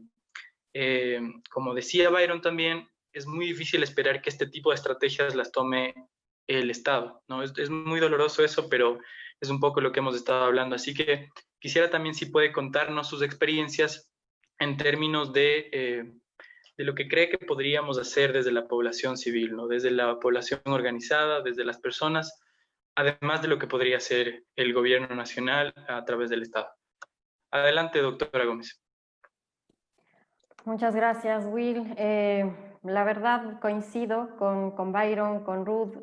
Sus exposiciones han sido realmente fotografías de lo que está pasando en nuestro país. Y bueno, también quiero acudir como a lo que sí podemos hacer, a lo que sí se puede hacer. Y para eso he visto algunos puntos en los que podemos incidir y en lo que se puede incidir para mejorar la situación en la que estamos viviendo y no quedarnos también de brazos cruzados. Yo creo que todos los que estamos aquí, ustedes, son parte de este poner el hombro, ¿no? Y no solamente poner el hombro, sino también poner nuestro grano de arena desde la academia, desde la comunicación, desde todos los espacios. Entonces, bueno, refiriéndome también al tema al que nos ha convocado hoy sobre la economía y la salud, realmente es una dicotomía que es falsa, o sea, no existe una dicotomía ahí. Para un desarrollo económico se necesita salud y vida, por lo tanto la economía depende de que nosotros tengamos salud y vida, y también la economía es un determinante social de la salud que justo mencionaba Will, ¿no? Los determinantes sociales de la salud son diferentes aspectos en los cuales nosotros nos desenvolvemos en la vida, y dentro de ellos está la cultura, está la economía, está la comunidad en la que vivimos, varias variables que nos afectan de una u otra manera, y la economía es una, no es todo el espectro de variables que implican y que afectan a la salud. Es una, y en este espacio se lo ha visto, dentro del país se lo ha visto como una parte enemiga, y realmente no lo es. Es el sistema en el que hemos estado viviendo, un sistema que ha tratado de ser más bien individualista, que ha ido disminuyendo el gasto público, en el que no se ve como una inversión a largo plazo, sino se ve como un gasto público. Ya desde ahí el término también está mostrando esta falsa dicotomía de que realmente no existe. ¿Qué es lo que se ha hecho en diferentes lugares y que nos podría ayudar? Por una parte, lamentablemente la cuarentena no es una solución, no es la solución final, pero nos ayudaba a tener un tiempo que lamentablemente no nos ayudó por las acciones que se realizaron de parte del ministerio. Yo esperaba que se hagan esas acciones, que es reforzar el sistema de vigilancia epidemiológica y el sistema también de salud pública. Lamentablemente no fue así, y es lo que estamos viendo ahora. No se han hecho los análisis epidemiológicos necesarios para que cada COE cantonal, cada COE provincial tome decisiones en base a criterios epidemiológicos y no a criterios socioeconómicos, políticos, que deberían ser una parte, sí, pero no ser la parte más importante, y ya vamos a ver el por qué. Lamentablemente, claro, llegamos a un escenario en donde en enero y febrero el gobierno estaba enfocado en su viaje a Estados Unidos, en implementar todas sus políticas socioeconómicas y sobre todo las económicas, y que claro, nos pusieron en un escenario en el cual el sistema de salud definitivamente no estaba preparado, y lo vimos con lo que sucedió en el mes de marzo y abril, especialmente en las provincias de Guayas, Santa Elena, El Oro, Manabí. Entonces, ¿qué es lo que sí se puede hacer? El paso más importante y súper clave para el control de una epidemia es la vocería. Es una vocería técnica, una vocería clara, una vocería que pueda conectar con la población, que pueda decirle a la población lo que está pasando, y que la población pueda ver la realidad. Ver la realidad nos ayuda a cambiarla. Si no la vemos, vamos a continuar en las mismas situaciones. ¿Qué pasa con la vocería? ¿Qué ejemplos tenemos? Bueno, el gran ejemplo de Nueva Zelanda, el de la primera ministra de Alemania, que incluso pudo conectar con la población y contarle qué es el R efectivo, que es un indicador muy importante para ir disminuyendo las restricciones y volver a la normalidad. Tenemos el caso del alcalde de Medellín, que ha sido uno de los modelos más exitosos dentro de Colombia, y que ha manejado de diferentes maneras la pandemia. Ha hecho una vocería muy clave, está en continua conversación con su población, lo cual ha ayudado mucho. Ejemplos negativos tenemos, por ejemplo, el de Ecuador y el de Chile, que tienen incluso el exministro de Chile tenía un discurso muy parecido al ministro de Salud del Ecuador, en donde también hablaba de una nueva normalidad, de salir a los malls, y claro, lamentablemente ocurrió este pico. ¿Por qué es importante la vocería? Porque es la autoridad sanitaria. Nosotros como ciudadanos queremos escuchar algo, y obviamente tenemos muchas voces. Tenemos, por ejemplo, en el caso de Cuenca, tenemos el alcalde de Cuenca que dice quédense en casa, disminuyan la movilidad, pero llega el ministro de Salud y dice, bueno, estamos en una nueva normalidad. Llega la ministra del Interior y dice, vamos a abrir los malls, vamos a abrir los cines, vamos a abrir las playas. Entonces, todo esto genera una dicotomía en el ciudadano, en la ciudadana. Entonces, es muy importante generar la misma información, el mismo mensaje, para que reciba la persona el mensaje y diga, bueno, no hay una dicotomía de mensajes, tengo un solo mensaje, no me están diciendo obviamente lo que yo quiero escuchar, pero puedo tener un mejor mensaje.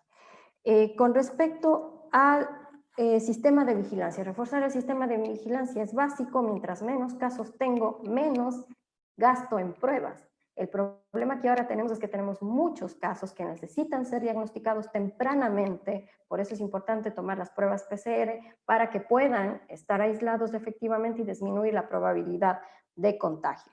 En esto sí es muy importante, tanto en la vocería como en la vigilancia epidemiológica, el acudir a las autoridades locales, a las autoridades autoridades comunitarias, el trabajo comunitario, hay muchas experiencias a nivel nacional, sobre todo en comunidades del oriente, en comunidades de cantones más pequeños que están trabajando. Hay esfuerzos desde las autoridades locales, me han invitado a varias mesas cantonales, provinciales, a los COEs, y se ven acciones que lamentablemente no tienen el marketing, no tienen el poder mediático para que lo vean a nivel nacional, pero existen. Y ojalá también las radios locales, los medios alternativos puedan ayudar a difundir todas estas acciones por el bien de la salud. Y por otra parte, obviamente necesitamos datos locales, estudios locales, ojalá se pueda ayudar por parte de las universidades. Ahí tenemos las instituciones tanto públicas como privadas que también han ido desarrollando algunos esfuerzos que podrían ayudar mucho. Reforzar obviamente el sistema de salud pública que nos toca exigir como ciudadanos. O sea, no podemos quedarnos callados ante todo lo que está sucediendo. Realmente el que no haya una acción, una reacción de parte del gobierno, de parte del ministerio, es llamativo. El gráfico que yo les mostré salió en el Financial Times, salió en BBC Mundo y el gobierno nacional ni siquiera ha tocado el tema. Tenemos uno de los excesos de mortalidad más elevados en el mundo, somos el segundo con ese indicador en el mundo. Entonces es un indicador importante que hay que exigir que se hable y que se tomen las decisiones más importantes en el país. Acuerdos públicos, privados y poblacionales, dentro de los cantones, dentro de las provincias, ya a nivel local. Como lo dije, a nivel epidemiológico se están viviendo realidades diferentes, por lo tanto es muy importante que se trabaje conjuntamente, llegar a acuerdos. Me estoy olvidando también tomar en cuenta otras patologías que lo nombró también Ruth, también a los grupos que están siendo olvidados y que lamentablemente con las políticas, no solamente de este gobierno, sino ya desde el anterior, especialmente desde el 2014, los derechos sexuales y reproductivos, niñas, adolescentes, el embarazo adolescente ha aumentado, no hay que olvidarlo, lo que es la planificación familiar, la violencia intrahogar, mediante políticas públicas. No podemos tampoco vivir de la caridad, tenemos que hacer políticas públicas. Las organizaciones no han parado de trabajar, no han parado de movilizarse y están haciendo muchos esfuerzos. Y para terminar, un llamado a las autoridades locales, a tomar ese liderazgo que lamentablemente no lo está tomando el gobierno nacional, que en muchos casos se ha visto, no hay que desmerecer, porque hay acciones de las autoridades locales y también por parte de las comunidades y de grupos más pequeños. Con eso quiero terminar y eso, llamarla y también saludar a Santiago. Yo creo que como muchos hemos sido voceros, pero Santiago, realmente toda mi solidaridad. Espero que ojalá se haga política con ciencia y conciencia. Es muy importante que se tome en cuenta y cada vez más la participación de científicos de todas las áreas. Muchas gracias por la invitación. Muchas gracias a usted, doctora Gómez. Dijo cosas muy interesantes, pero quisiera recalcar algo que tal vez cae dentro de lo que hacemos de parte de los colectivos que nos hemos formado y de parte de colectivos que se dedican a hacer medios de comunicación alternativos. Usted dijo la importancia de hacer vocería para informar a la población de eso que no se menciona en otros espacios, ¿no? Como los medios tradicionales. Así que esto que nos dice la doctora Gómez, queridos compañeros y compañeras de nuestros colectivos aliados como Desborde y otros espacios, hagámoslo, démosles más espacio a científicos y científicas para que constantemente estemos informando a la población de cómo hacer para fortalecer el autocuidado, ¿no? Porque como hemos estado hablando un poco, las medidas que está tomando el gobierno no están yendo en esa dirección. Y bueno, y sobre este tema de reaccionar también, ahora quisiera darle paso a Byron. Bueno, antes también quiero agradecer a la doctora Gómez porque tardó el tiempo justo, así que muchas gracias por respetar el tiempo también. Y bueno, y a Byron, lo que le quisiera preguntar es, Byron nos contaba al principio que cree que somos una sociedad que no estamos reaccionando, que nos ve impávidos de ahí, y él iba a hacernos una propuesta de qué cree que podamos hacer. Así que quiero preguntarle eso y quiero también contarle que, bueno, es evidente que en estos meses va a subir la conflictividad social por todo lo que implica los daños en la economía, todo lo que implica las economías informales. Y de hecho, van a haber más manifestaciones, ¿no? La más cercana que se me ocurre en este momento es la del 16. El FUD y otras organizaciones de trabajo, de trabajadores, ya han convocado o están por convocar a una marcha. Así que, bueno, esos espacios también son complicados porque en este contexto de cuarentena, de la epidemia, salir a las calles, que es el espacio natural para reclamar por derechos sociales, es muy peligroso, ¿no? Es muy complicado. Así que, no sé, Byron, quisiera preguntarte, recordarte que hay 10 minutos para la participación y preguntarte cómo crees que podríamos reaccionar, cuáles serían tus propuestas en ese sentido. Adelante, Byron. Gracias, Will. A ver, 3 cosas antes de responder rapiditas. Primero, muchas gracias. Yo, como siempre, termino aprendiendo un montón en estas charlas y sobre todo lo que Ruth y Andrea presentaron. Para mí fue así como una clase. Aprendí un montón hoy, así que muchas gracias. Segundo, al comentario de Ruth, tienes toda la razón. Creo que... Pero, a ver, ¿cómo matizaría un poco la relación con las universidades? Yo creo que escucha cuando le conviene. Si es que hay alguna cosa que mínimamente ponga en riesgo la estrategia política que tiene el gobierno, yo creo que no escuchan. Entonces, sí tiene razón, hay universidades privadas que puede que sí tengan algún tipo de conexión, pero yo creo que siempre y cuando les convenga al gobierno. Y esto también tiene que ver con esta idea de que toda esta crisis política, y esto creo que lo mencioné la última vez, toda esta crisis, perdón, sanitaria y de salud, la única estrategia o la única cosa que supieron cómo reaccionar fue movilizar todo hacia lo político. Entonces, si es que hay algún discurso que encuadre dentro de ese mensaje político, pues es bienvenido, pero si no, yo creo que es ignorado. Pero sí tiene razón. Y el último comentario de Will, a ver, yo creo que Ecuador comparativamente se moviliza mucho menos.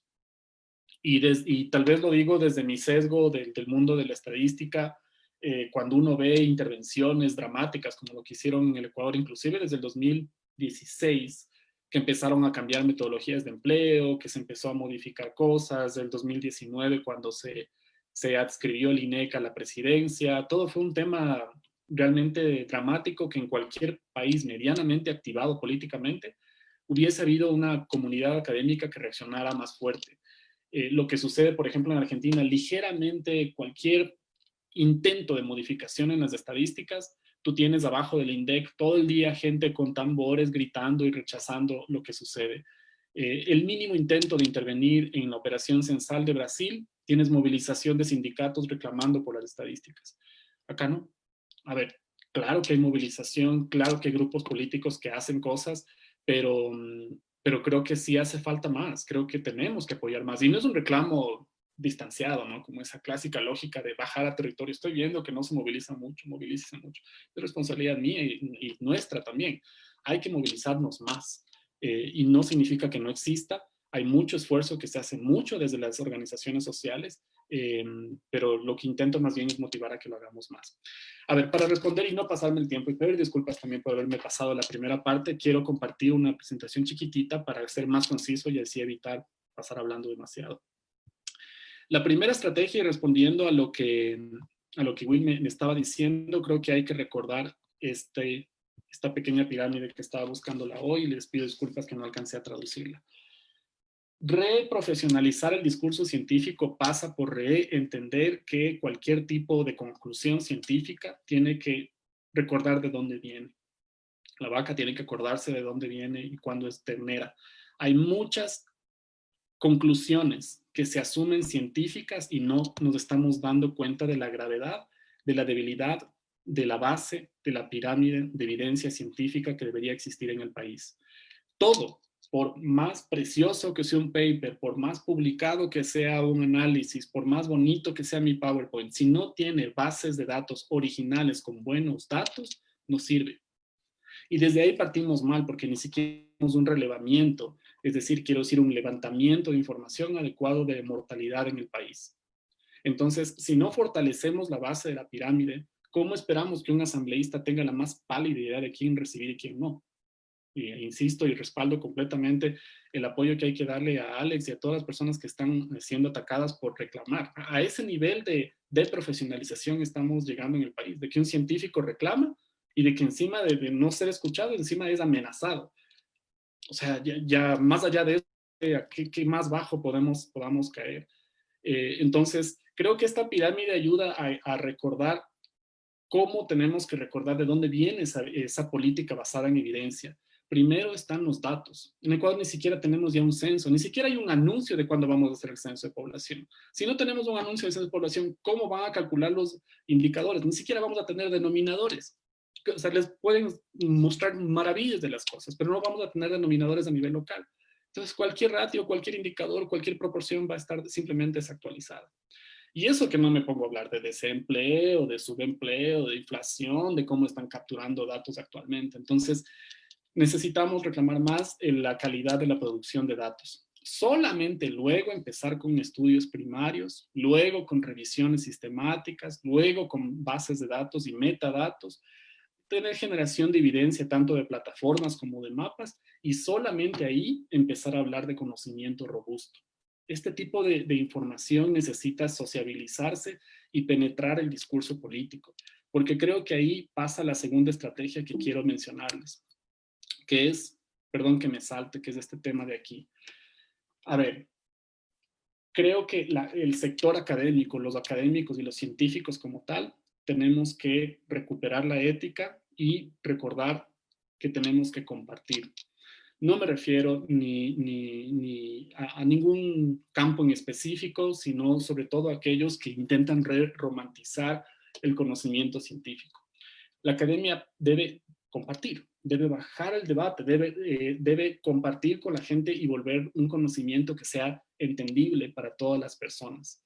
A veces nos enfrascamos en conocimientos que pueden ser demasiado exquisitos, elegantes, matematizados, estadistificados, y volvemos como que a creer que aquello que es complejo y difícil de entender es el conocimiento más adecuado. Ahí creo que tenemos un rol en recuperar ese sentido de conectar con la gente de a pie, especialmente aquellas ciencias que están vinculadas sine qua non con la realidad socioeconómica de nuestras comunidades.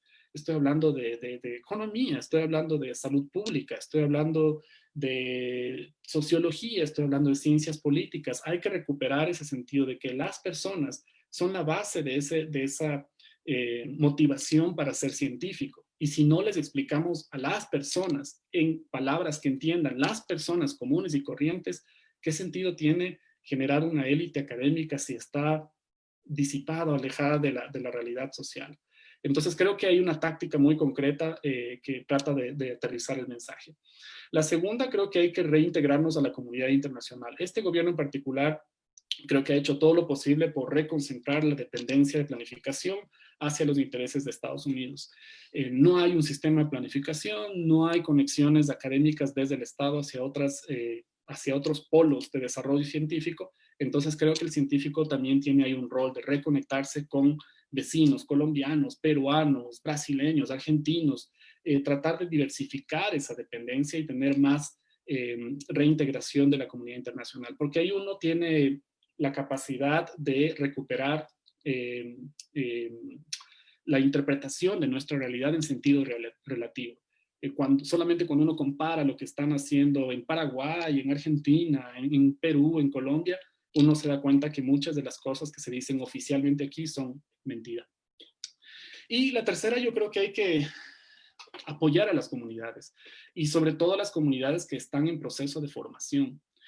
Todos tenemos estudiantes que tienen expectativa de crear un grupo. Apoyemos a los estudiantes. Todos tenemos conexiones en nuestros barrios, en nuestras redes sociales, que sabemos que quieren hacer algo. Creo que ese tipo de iniciativas hay que ayudarlas a fortalecer. A veces cuando uno ya ha pasado por una experiencia educacional, de compartir con gente de pregrado, compartir con gente de posgrado, dando clases, uno sabe ciertos tips que les puede ayudar a los estudiantes a formar comunidades. Creo que es esencial que les ayudemos, que les hagamos sentir que están haciendo lo adecuado en formar esas comunidades y en apoyarles. A veces un mail, a veces conversar con ellos, a veces recibir una llamada telefónica, a veces un correo electrónico donde pues, tengas un poquito más de tiempo en darles tus ideas. Creo que es esencial ahorita, no solamente por esta necesidad de movilización política, sino inclusive por un una vulnerabilidad, inclusive personal, que están atravesando las personas, ¿no? por toda la crisis que estamos atravesando. Entonces, cierro con esta idea de que hay que recuperar el interés por diversificar el debate científico. Y aquí este es solo un ejemplo que lo tomé de una clase que nos ayuda a entender que los intereses normalmente que centraliza el debate público es el interés económico, que está bien, que es necesario hablar de lo que los economistas quieren centralizar el debate, pero no es lo único. Hay que recordar que son los cientistas políticos los que son especialistas en lo que concierne a objetificar el Estado, las leyes, el poder como tal. Son los epidemiólogos, epidemiólogas, los demógrafos, demógrafas que están interesados en las enfermedades y su impacto que tienen en fertilidad, en mortalidad, en migración, en la configuración de hogares. Son los sociólogos los que tienen intereses en la cultura, en la desigualdad, en la sociedad como tal. Cada vez que intentemos reforzar este debate académico, hay que recordar la colaboración, la contribución que cada ciencia hace hacia ese debate público. Porque si volvemos a centralizar exclusivamente en los intereses de los economistas, que es mejorar una cuestión de mercados y de precios, estamos viendo una parte que va a dejar de lado necesariamente vidas. Entonces, yo creo que este es mi diagnóstico final, ¿no? Lo que yo creo que está sucediendo es esto, que no hay un rebalance entre la economía y la sociedad. Creo que hay una jerarquización que está oprimiendo a la sociedad, que es la financiarización como tal. Pero creo que debería ser así, y eso creo que estamos totalmente de acuerdo con mis compañeros panelistas en que este es un ciclo, que son los dos componentes que deberían valorar como mínimo. Ahora, si me preguntan cuál es la ambición y cómo debería ser, esta relación debería estar enmarcada en una problematización social. ¿Qué sentido tiene que yo sea un experto en salud si no me está importando cómo se está muriendo la gente? ¿Qué sentido tiene que yo sea un experto en economía y que publique 500,000 papers y que sea famoso y que tenga poder y lo que sea, si no me estoy dando cuenta de las condiciones sociales de mi gente, de mi país o de mi barrio o de mi familia? Creo que hay que reenmarcar y hacernos de acuerdo un poco esa contextualización social que es la base para cualquier tipo de debate de este sentido, ¿no? Eso. No sé si tienen preguntas y más bien muchas gracias por el tiempo. Muchas gracias, Byron. Recalcar la importancia, como tú dices, de la organización, es algo que nos vienes insistiendo siempre, de generar redes en donde estemos, ¿no? A continuación quisiera darle el paso igual a la... Y bueno, muchas gracias, Byron, por respetar el tiempo en esta ocasión también. Quisiera dar el paso a la doctora Jimbo para que también nos ayude aportando sobre qué cree que podríamos hacer en este contexto, pensando en la problematización que ya han hecho Byron y la doctora Gómez. Adelante, doctora. Listo, muchas gracias. Bueno, ya Byron y Andrea han recalcado algunos puntos muy importantes. Yo creo que uno de los temas cruciales para mejorar los resultados en este tiempo, ya lo que nos queda, ¿no? Es tratar de recuperar la rectoría del Ministerio de Salud como ente regulador en la parte sanitaria. Y para eso creo que es importante enfocarnos en los 4 puntos o las 4 funciones esenciales que deben marcar a la autoridad sanitaria, que son la gobernanza, el financiamiento, la provisión de servicios y la regulación.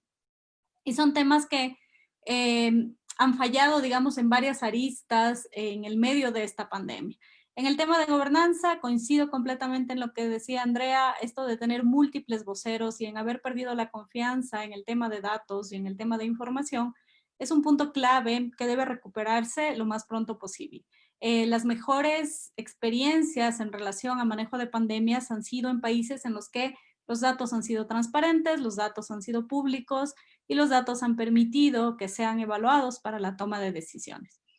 En el tema del financiamiento es muy importante que se garantice la provisión de servicios, que se garantice y que se dé prioridad al sector salud para atender los posibles casos que puedan seguir apareciendo y las posibles otras enfermedades que, como decíamos, pueden estar también apareciendo en el corto plazo.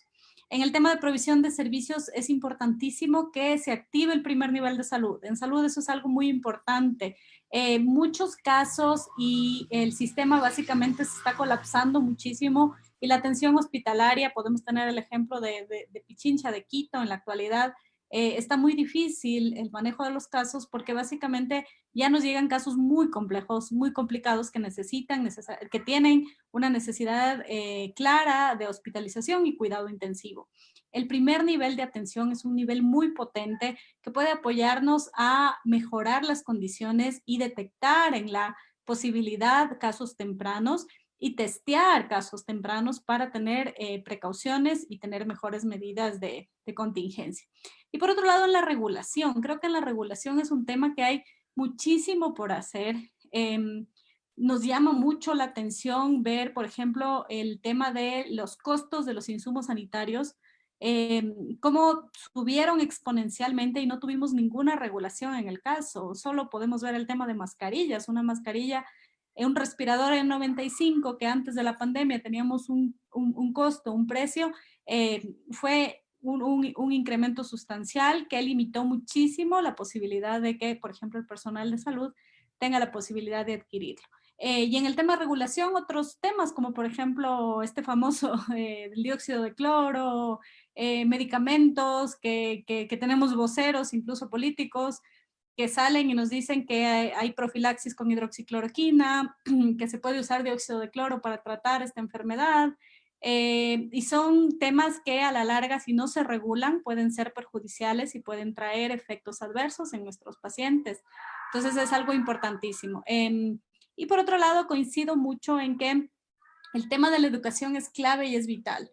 La educación a la población es crítica y debe ser planteada desde todos los niveles y debe ser justamente, como decía Byron, con un lenguaje en el que podamos llegar a la población. Es decir, si yo ya no puedo evitar que una persona que tiene un empleo informal salga porque necesita salir, porque tiene que cubrir sus necesidades, por lo menos intentar que esta persona que va a salir tenga muy claro temas como por ejemplo la importancia del uso de la mascarilla, lavado de manos, el distanciamiento, temas tan pequeños como por ejemplo cómo colocar, cómo sacarse, cómo llegar a la casa, cómo salir de la casa, cómo reconocer signos de alarma, qué centros de salud o qué lugares tiene cuando él tenga la necesidad de acudir o si tiene síntomas relacionados con la enfermedad.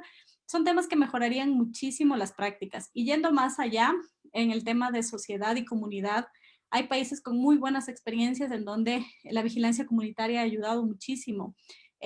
Hace unos días me invitaron a una charla de cómo se manejó en China a nivel comunitario en los barrios el tema del manejo del COVID y era muy interesante que a nivel barrial se organizaron socialmente los barrios y intentaron tener acceso o tener la posibilidad de ir rastreando pacientes que iban presentando sintomatología o que estaban directamente relacionados con contactos. Y podían tener muy claro y mapeado el riesgo, ¿no? Y podían hacer aislamientos tempranos que reducían la posibilidad de contagio. Entonces son temas que todavía nos falta explorar y trabajar muchísimo en eso para poder tener mejores resultados. Y por último, recalcar también el tema de la vigilancia epidemiológica. Creo que no nos vamos a cansar de pedir, exigir y tener cada vez más el tema de las pruebas, porque es lo que nos ayudará a tener más claro y nos ayudará a saber dónde dirigir las acciones. Eso es muy importante. También llamar la atención un poco a las personas con el tema de no descuidar su salud y tampoco automedicarse. Eso es muy importante. Gracias. Muchas gracias, doctora Jimbo. Bueno, vamos a pasar a la parte en la que vamos a leer un par de preguntas que han hecho nuestra comunidad que nos está siguiendo en nuestras redes sociales. Así que les propongo algo. Como un poco en la primera parte nos extendimos un poco más de lo que teníamos previsto, les propongo que en esta ocasión yo les planteo la pregunta y también ustedes, si fueran tan amables, responden la pregunta y también hacen un mensaje final para que esta ya sea la última intervención. Entonces creo que con unos 4 minutos por cada uno de ustedes podríamos hacer este ejercicio, si les parece. Entonces, la primera pregunta que hay es para la doctora Gómez. nos plantean que con la situación de que se están ya pensando en hacer movilizaciones en este contexto tan difícil, nos preguntan cuáles son las medidas que se puede tomar en sentido epidemiológico teniendo en cuenta las movilizaciones y el proceso electoral venidero. Bueno, yo obviamente yendo a la parte epidemiológica y siendo poco flexible, yo diría que al menos en Quito, Loja, Cuenca, deberíamos volver al rojo, porque es un rojo que realmente es amarillo, el amarillo de ahora es verde, entonces, y sobre todo hasta que se controle el brote. ¿Para qué? Porque es súper importante salir, pero salir seguros. No podemos salir inseguros. Lamentablemente no hay la voluntad política, no hay la voluntad desde el COE nacional, entonces es probable que continuemos en el amarillo, ojalá y sigamos en el amarillo porque ya un verde sería mucho riesgo. El problema que tenemos ahora, y eso yo quiero compartirlo acá, es que la probabilidad de contagio es muy elevada. Es que una persona, por ejemplo, tenemos, según un estudio que hizo el Imperial College, tenemos un R efectivo de 1.70. Eso quiere decir que una persona puede contagiar a otra persona. Y ese punto 70 me dice que de cada 10 personas que salen a la calle, es probable que 7 contagien a otra persona.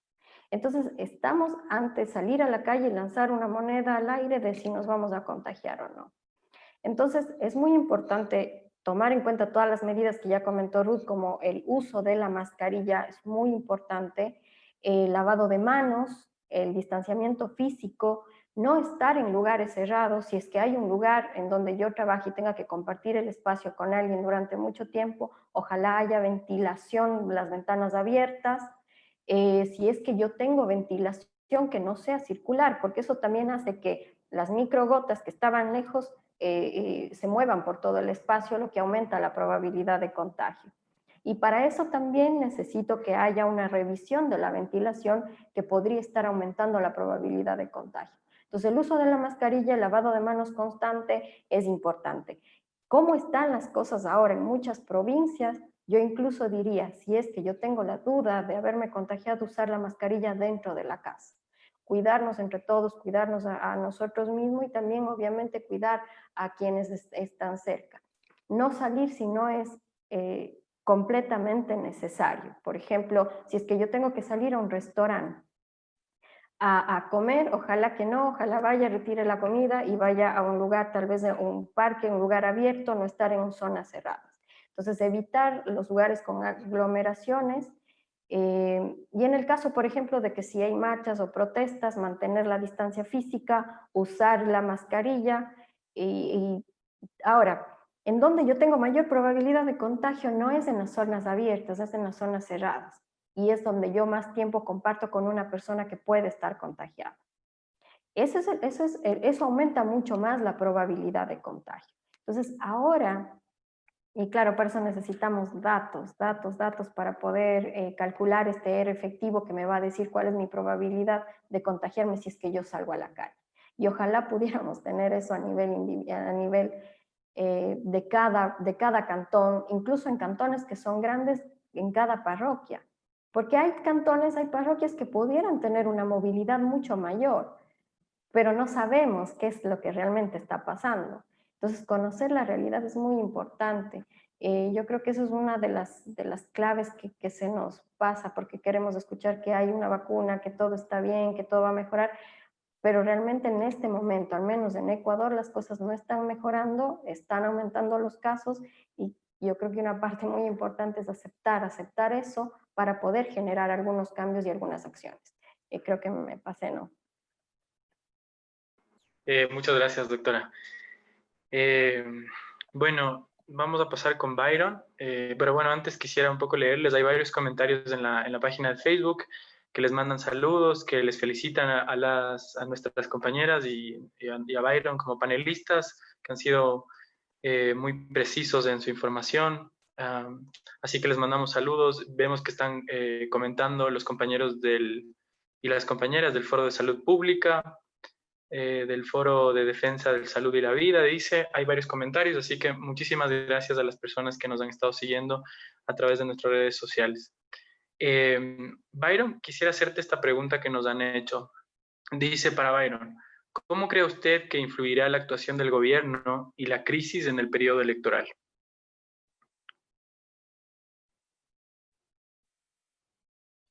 Ya, ¿Qué tal pregunta que me mandan?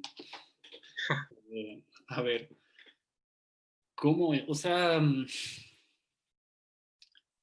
voy a meditar un poco mis palabras para no ser muy efusivo, pero a ver, creo que la gente no es tonta. Creo que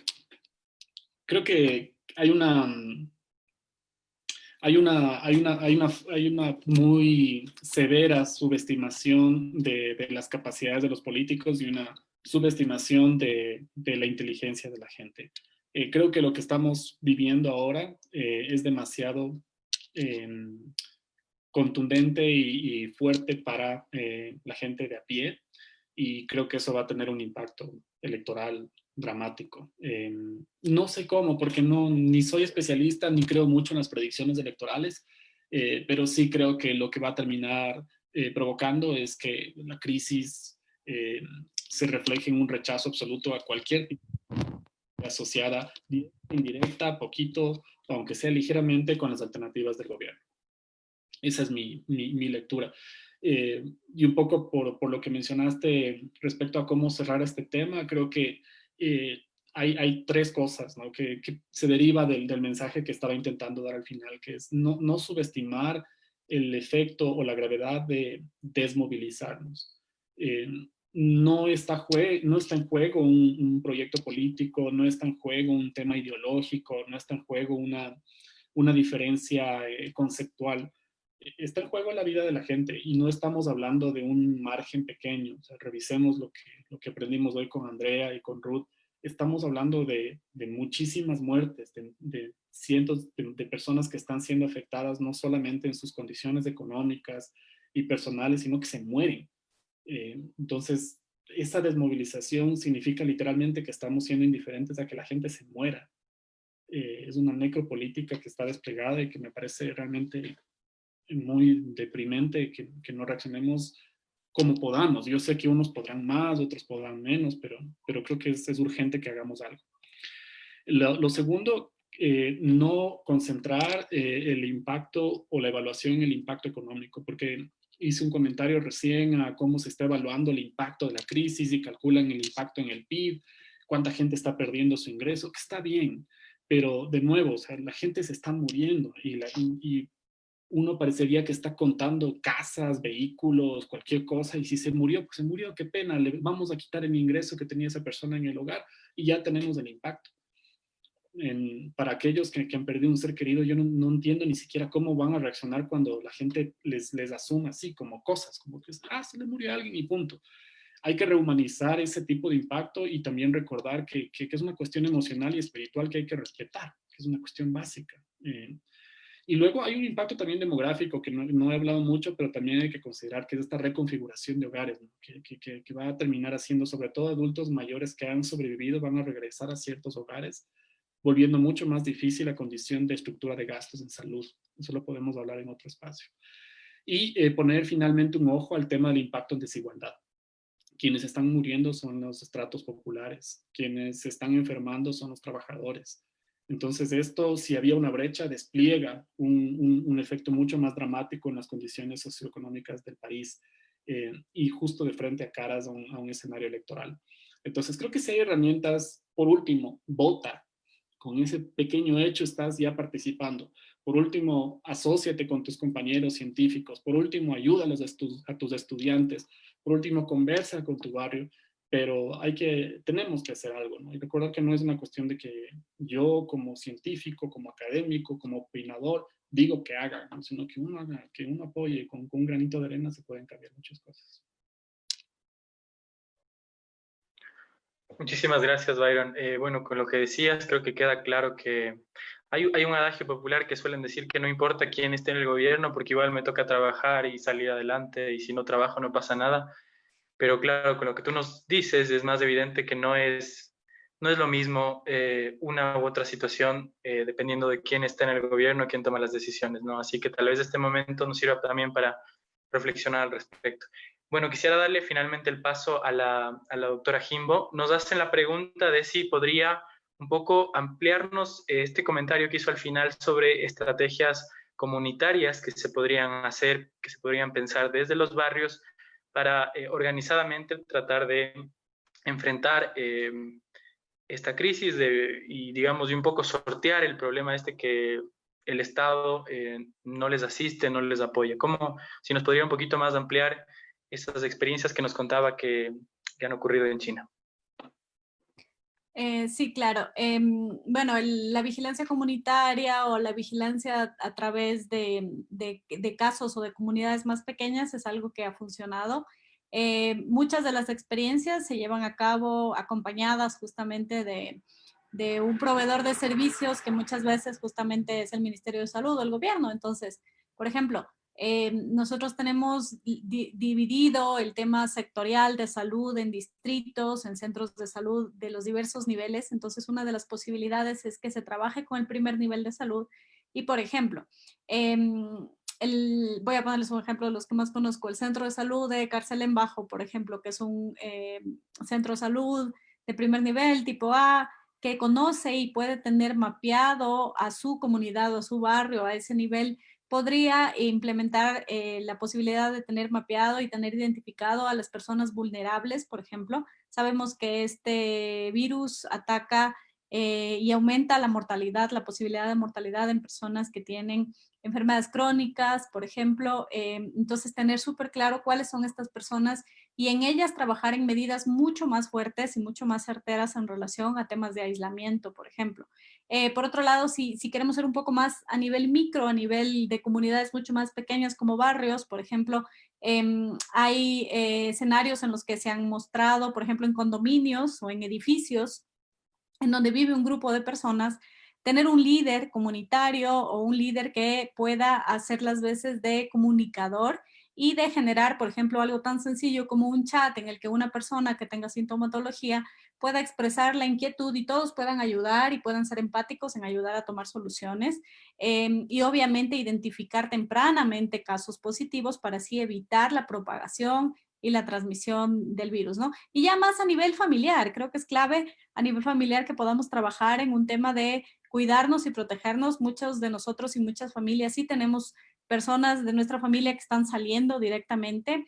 Les pongo en mi caso, por ejemplo, mi esposo sale todos los días al hospital a atender pacientes con COVID y es como familia nos preparamos, como familia nos educamos con los niños y todos los demás en medidas para reducir la posibilidad de transmisión. Entonces, son a varios niveles que podemos hacer muchísimo. Creo que podemos hacer mucho en educación y eso nos puede dar resultados importantes.